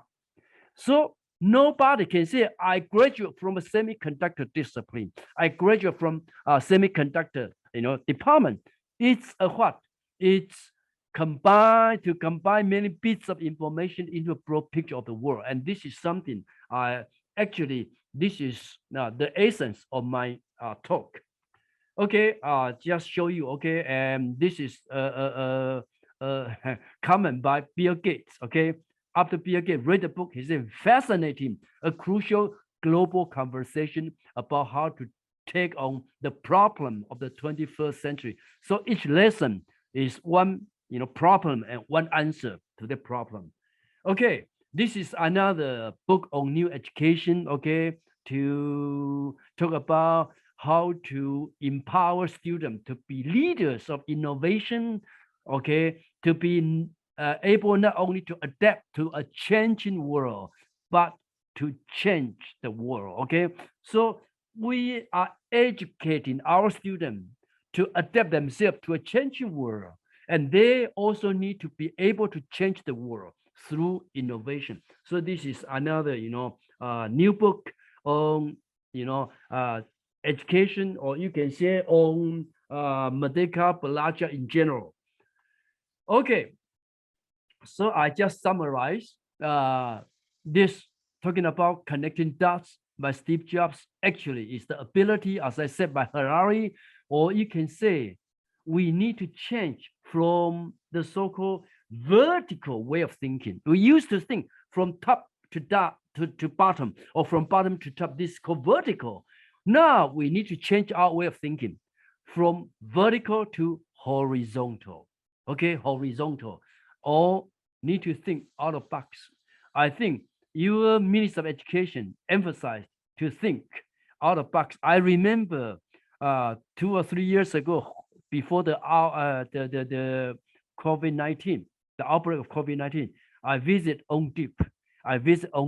Okay, at that time, the Minister of Education, well, I think was just in his office for 1 or 2 months, and I met with the rector of JIP, and I talk about innovation, and then I remember very clearly the rector complained to me, our new minister asked us to think out of box, but when we have nothing inside the box, how could we think out of box? I thought he was complaining, okay, but actually this is the new spirit, to think out of box, okay, innovation. And we need to develop students the ability of empathy, because with empathy, you can become a good leader, and all possibilities. We ask students to explore all possibilities, okay? Free learning. Merdeka Belajar, it has a lot to do with possibilities. How come possibility is important? Because every day we need to make a choice. For example, now you are listening to my talk, but before my talk, you are arguing, you are debating inside yourself, whether I want to listen to Professor Chen's talk, or I just want to go for a prayer, or just go for my lunch. So every moment is a decision-making moment, and possibility if students, have explored life possibility when it comes to decision making, they will find it much easier. Okay, and I just skip this. It's a 6 minutes, video delivered by Steve Jobs. If you haven't listened to this video, I advise you to Google, and you will be able to find a very, very, interesting life story about himself. Okay, and I think he talked a lot about connecting the dots. Okay, also people talking about the 4 C's as educational goal. Okay, we all know the 4 C's: critical thinking, communication, collaboration, and creativity. And I believe it is generally agreed these 4 C's are, in general, the right ability our students need to learn. And I just use this framework for 21st century learning for your reference. Okay, if you want to learn about the 4 C's, want to learn about the so-called educational goal, I think this framework for 21st century learning could be a good start. And I'm going to talk about a little bit Thomas Friedman, because in this book the world is flat. Actually, he wrote the book as a warning to American parents, to American young people, saying, look, if you do not develop your ability, if you cannot prepare for the job, for the career, very soon all the job in the world will be taken away, will be stolen by the Chinese student, by the Indian student. So in the book, he also proposed several success formula. Okay, so I think in the book he emphasized the keyword called the untouchable. Okay, he argued as a young student, as a young person, one need to develop oneself to become the untouchable. Okay, actually, untouchable is a term used in India to refer to the poor people, the bottom level people, but he just twists the term to say who are the untouchable people, whose job cannot be outsourced, whose job cannot be digitized or automated. Okay, and he talked about the new middle. He believed the old middle class has disappeared. Okay, these are the new middles, and he has several, formula. So in this chapter, he talked about 5 skill sets. Okay, the number one is learning how to learn. The second is navigation. The third is CQ plus PQ is larger than IQ. We talk about IQ, but people seldom talk about CQ. C refer to curiosity. Okay, Steve Jobs also argued we need to follow our curiosity. PQ refer to passion. Okay, passion. And then he also talks about stressing liberal arts. Actually, is what Steve Jobs called connecting the dots. And then he argued, to develop the right brain stuff. The right brain, it's believed human brain can be divided into 2 parts: the right brain, the left brain. The left brain is for reasoning. The right brain is for emotion, for feeling. And he believed young people today fail to communicate, fail to socialize, just because they seldom use the right brain. So he encouraged the young people to use the right brain. Okay, so I will go through very quickly. Okay, to learn how to learn, he argued you have to love learning, or you have to at least enjoy learning. Okay, and then navigation is what the so-called, to make sense of the information, the ability to solve information. Okay, that is non-useful and inaccurate. Today, we do have a lot of the so-called fake news. So how to develop our student ability to tell what is right, what is wrong, what is correct, what is not correct is important. And I believe in the even today or in the future, big data analysts will become one of the most needed talents. And CQ plus PQ, as I mentioned, CQ, P refer to passion, she referred to curiosity, and this is Steve Jobs, saying, follow your curiosity. I always tell my students, if they cannot make up their mind what to study, I say, what does your heart tell you? Just follow your curiosity. Okay, this is stressing liberal arts. Okay, stressing liberal arts. So we need to shift from vertical thinking, this is traditional thinking, to horizontal thinking. Okay, and the liberal arts play a key role in this integration. Liberal arts actually are very fundamental, very important. And Ferrari wrote a book called In Defense of a Liberal Education. It's a very good book. Okay, very good book and easy reading. Okay, so stressing liberal arts. Okay, that's the book. Okay, and I just use connecting dots for reference. Okay, bear in mind. In other words, if you strengthen liberal arts, you will be able to develop your ability of integration, merging, or cross-disciplinary. Okay, we call slash. Okay, today what we need is a slash young talent, a talent who can deal with several disciplines, several areas. Okay, I just use three as an example. I think Charles Handy, a very famous thinker in economics, but Charles Handy specialized in language, in history, in classics, and he become a what? He become a very famous economist. Okay, one good example. I think this person, Ma in Alibaba. Alibaba majored in English. He was trained as an English teacher. And now he is, even today is not number one most wealthy person, but still top 5 most wealthy person, especially his Alibaba group. Okay, an English teacher can become a big, inspiring CEO. And this is from Taiwan. Bonnie Du, Giant. Taiwan produced the world's #1 bike. Giant is one of the most famous brands. Okay, she is the CEO of Giant, and she is again a language major. She graduated from English department. Okay, humanities. I'm referring to humanity. Unless you are a humanity person, you cannot develop your horizontal ability, your ability to combine the bits. Okay, so why literature, why humanity? This is something for you to think about.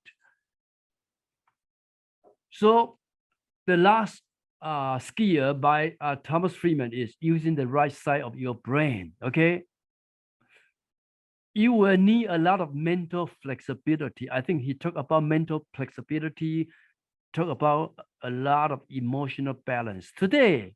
Okay, I think Harari also talk about emotional balance. Okay, this is to develop students the ability of social skills. Okay, also very important skill for the job market. Okay, and I think I mentioned 2 people. Okay, the so-called dreamer, and I always use these 2 as an inspiration to my student. Okay, one is Christopher Columbus. Okay, I don't have to tell you how important Christopher Columbus was in human history. Okay, but he obviously was a big dreamer. Today we have this guy. He's still alive. Okay, and every day you will be able to see him on television in the United States. Okay, the founder of Tesla. Okay, electrical vehicle, the founder of SpaceX, and some other, and to me, he remained to me a big inspiration. Okay, Elon Musk. That's his, biography. Okay, I think you can encourage your student to read this biography. Quite a book, but actually English is quite easy for reading. Okay, 2 dreamers. So our purpose on campus is to create dreams for our students, to make our students become big dreamers. They don't have to look small, okay?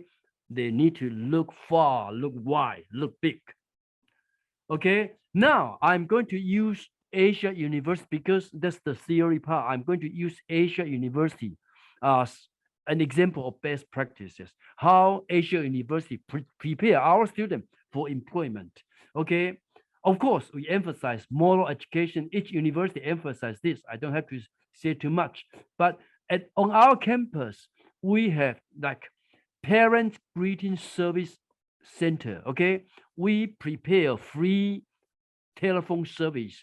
Any student, including international student, they can visit this center to make phone call to their parents. Of course, now it's a little bit outmoded because we use WhatsApp, we use Line, but before WhatsApp, before Line, a lot of students connect their parents by visiting the center. We just want to build this kind of moral education, filial piety. Okay, we on our campus we also run an honesty shop.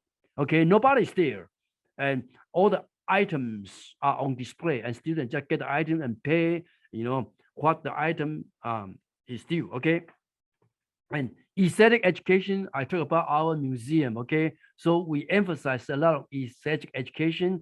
We emphasize a lot of creative education. We also have a center for creative leadership. I think this is what everybody needs to emphasize. Everybody, every university needs to emphasize moral education, character education, or some other education, creative education, for example. But this is something Asia University is quite unique.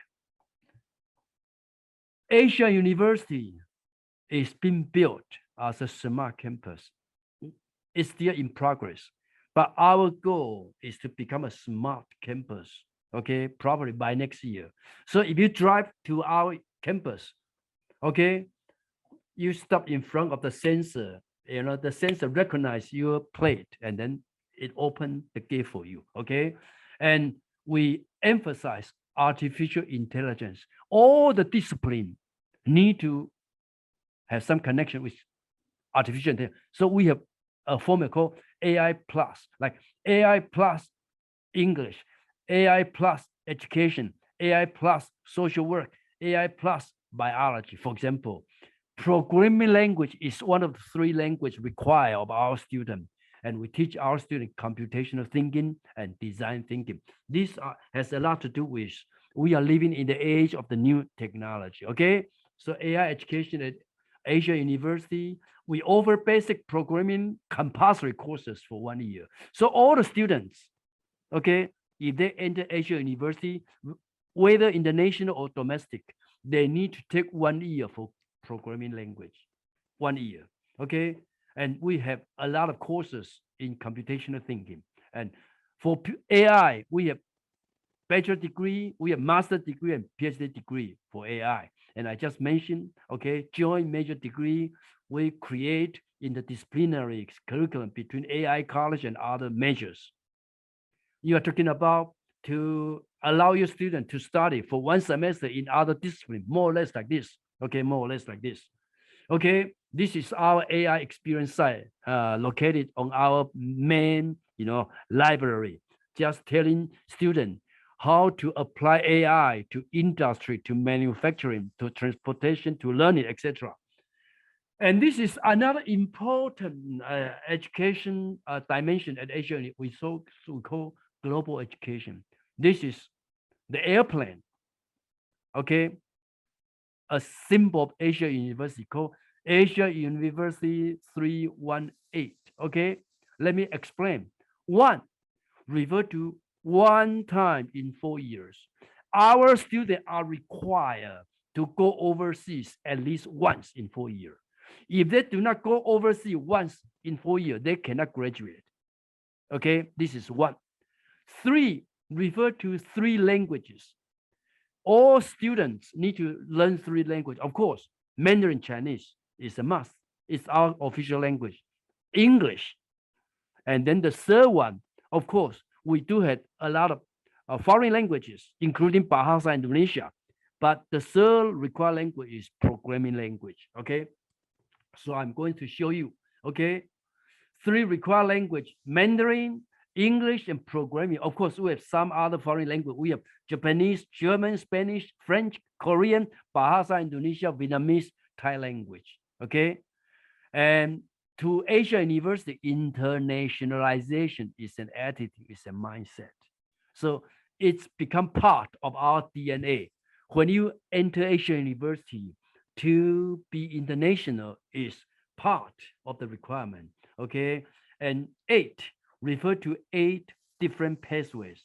Student can go overseas, number 1, for short program study, like summer program, for semester exchange, for dual degree, for presenting paper at a conference, or for internship, or for volunteer service, you know, all these kind of, you know, different pathways. Okay.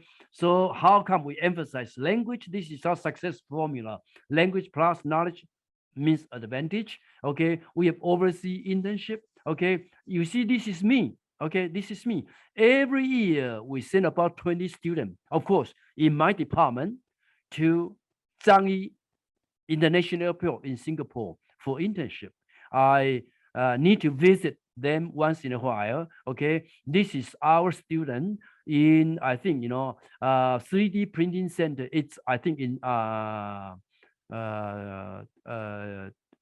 also Singapore, you know, technological university. Okay, Nanyang Technological University. Sorry, I just, you know, lost my memory. This is our student in the United States, you know, and this is our student in India. All different kind of internship. Okay, so I just want to show you this. This is the list of the department. We have 3 types of internship. Some department choose just summer vacation. Some department choose 1 semester. Some department choose 1 whole year. So the tick refer to like 3 + 1 means 4 years, 3 years on campus, 1 year for internship. 7 + 1 means 8 semester in 4 years, 7 semester study, 1 year internship. This is called flexibility. Okay, means in the summer. You see, this is the tick refer to which type of internship is practiced by the discipline, by the college, by the department, but it's required. Okay, internship is required at Asia University. Like going overseas is required. So it has a lot to do with your, you know, Merdeka Belajar. Okay, this is volunteer service. Okay, our students go overseas for volunteer service. Some photos of volunteer service to all different kind of universities. You know, we have to go to Africa, to Cambodia, to El Salvador, for example. Okay, and this is the so-called study abroad information session. Every semester we hold like 3 or 4 of these, you know, sessions to promote study overseas. That's me here. Okay, because I'm the dean of the international college, I'm in charge. That's me here. Okay, so we have to promote this. Later on, I'm going to show you the record. Okay, this is just Singapore in the summer, and this is our students going to NUS Singapore for their study. Okay, this is our, you know, partnership. Actually, we have roughly, you know, not counting China, now we have about 370, you know, partners across, you know, 40 countries. How come we are developing this? Because we need to send students overseas. So we need to have a lot of partners. Okay. I think at the moment, because we are also running an education center in Surabaya. So in India, we have more than 120, you know, partners already. Okay. Okay. I show you the record. Okay. This is a report by Cheers, one of the major magazines. We are talking about inbound international student. You see, number 1, Asia University. Okay, 2018. This is outbound sending student overseas. We are number 3 after Taiwan University. Okay, this is okay. Then 19, Asia University, both are top. Number 1, we send student. This is inbound. This is outbound. Okay, number 1 in Taiwan. Okay, outbound or inbound. So if you have a certain policy, certain initiative, this is the outcome you will get accomplished later on. Okay. So Asia University has been recognized by Taiwan Ministry of Education as one of the most international university in Taiwan. Okay. So actually, we also talk about self-paced learning, part of your Merdeka Belajar. Okay. We create gap year for our students. Our students can take 1 year off, not studying on campus. They can go everywhere or stay at home for the so-called self-paced or self-directed learning off campus. Okay. We also encourage our students to take courses through MOOCs, through Sparks, through YouTube, through Coursera, edX, Khan Academy, all kind of courses. Students take courses and the department recognize the courses they take from different learning resources. This is called self-paced learning. Okay. We have cross-disciplinary study. Okay. I just give you the number. Actually, this is the percentage. The percentage of students who have finished cross-disciplinary study, because it's required. Okay, it's required. So huge number of students. Okay, this is just some slide showing we have this success rate. About 88% of the students graduate have completed the so-called cross-disciplinary study. Some fail. Okay, so they need to retake. Okay, this is the core competences from problem solving, critical thinking, teamwork, self-paced learning, cross-disciplinary, cross-cultural, life aesthetics.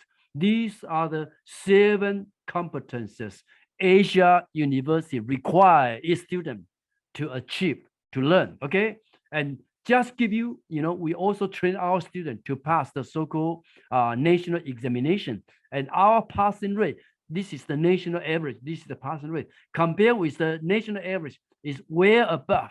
Okay, this is our emphasis on student employability. If they can take national exam, our students need to do that. And on campus, we offer all types of classes to help students to get this. Okay, I think this is my overall presentation. And once again, thank you for your listening while you are hungry. Thank you, sir. Thank you for so energetic, contagious, energetic presentation. I found each one of these, each slide resourceful, inspiring, visionary, down to earth, so that we are like 15 minutes over time. I just sorry. Ibu Bapak sila ada I pertanyaan, didn't manage kita my time manfaatkan well. waktu Sorry yang masih about ada, sekitar 15 menit lagi. Oh, okay. Again, we are having Professor Hafid Abbas. Professor Chen, we met virtually before with Professor Hafid Abbas. Yes. Tes.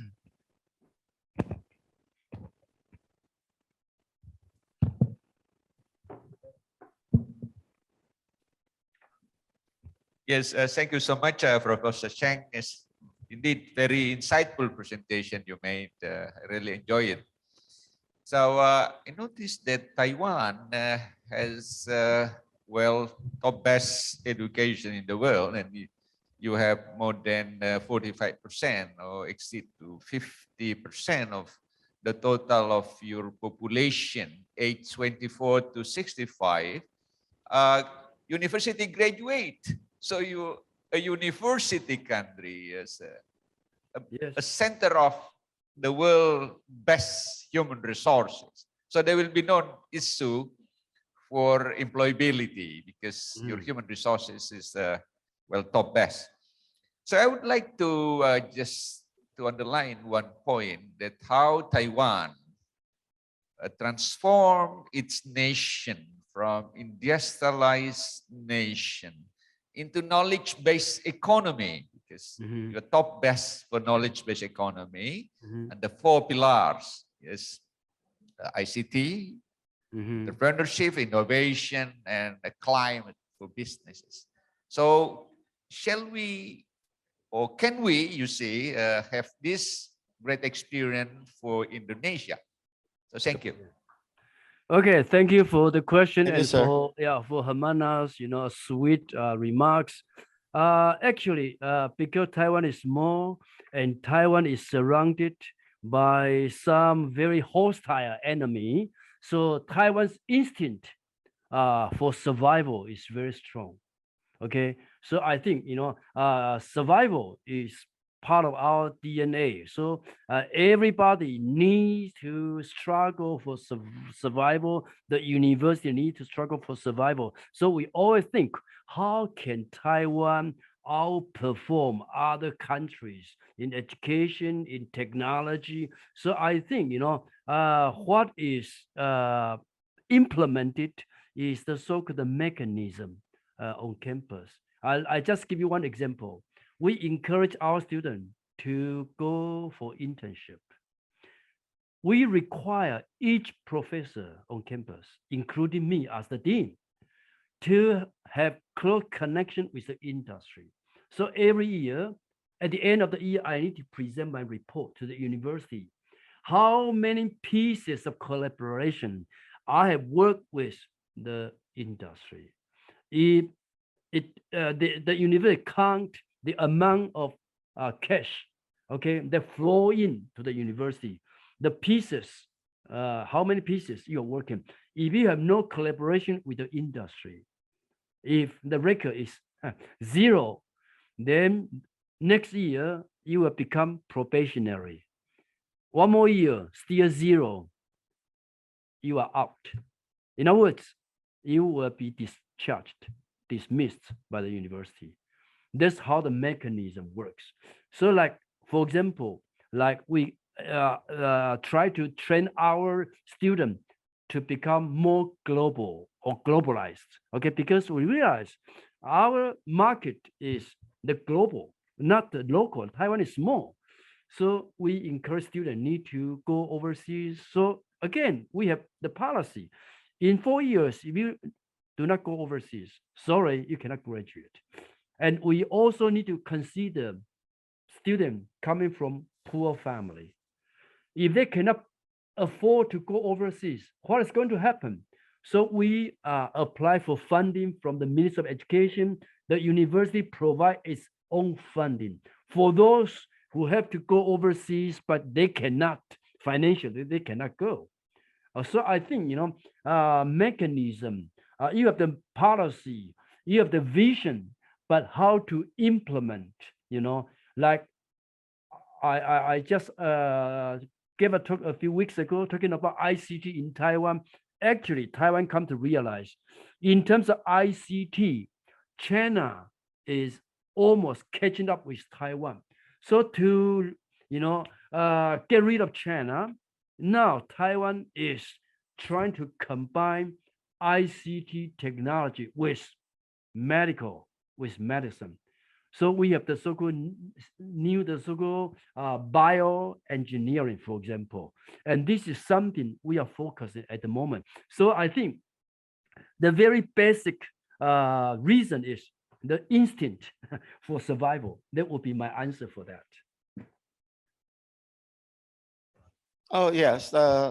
Your leaving, sir. Thank you very much for being a very active participant today, Prof. Hafid. Ibu Bapak ada lagi kah yang ingin menyampaikan pertanyaan? Prof. Chen ini mungkin Dean, tapi beliau Kepala Kantor Urusan Internasional yang sangat difasilitasi oleh Asia University. So kantornya besar sekali dan wewenangnya besar sekali, hampir seperti Wakil Rektor bidang kerjasama. Atau mungkin beliau Wakil Rektor bidang sama Asia University. Ya, ada lagi Ibu Bapak? Oke, Prof. Chen, seems like they are amazed with your presentation, so they're looking forward now to having our lunch. Thank you so much for your energetic. You've been a very good ambassador of Taiwanese people to Indonesian higher education community. Thank you so much, sir. It's Okay. been resourceful, inspiring, intriguing, visionary, but also down to earth. Yeah, before I We'll leave, see you soon. Hermana, Join Asian Hermana. University 6 Taiwan Indonesia Higher Education Hermana, can you give me virtual forum. one more minute? November 25th, One more minute. November 26th. Okay, one more minute. Saya sebagai orang UNJ yang membantu beliau di kantor urusan internasional berharap semoga banyak ex-IKIP kita semua ini yang bergabung ke peristiwa itu. Oke, Ibu Bapak, terima kasih banyak. Terima kasih Prof. Chen. Oh, okay. Lunch if you haven't had already. Okay. Saya mohon pamit. Okay, thank you. Maaf, Thank saya you. tidak akan Yeah, menyampaikan for your kesimpulan moderation. karena Okay, thank you. saya mau undur diri. Saya tutup. Wassalamualaikum warahmatullahi wabarakatuh. Om Santi Santi Santi Om. Salam nama budaya. Salam kebajikan. There you go now.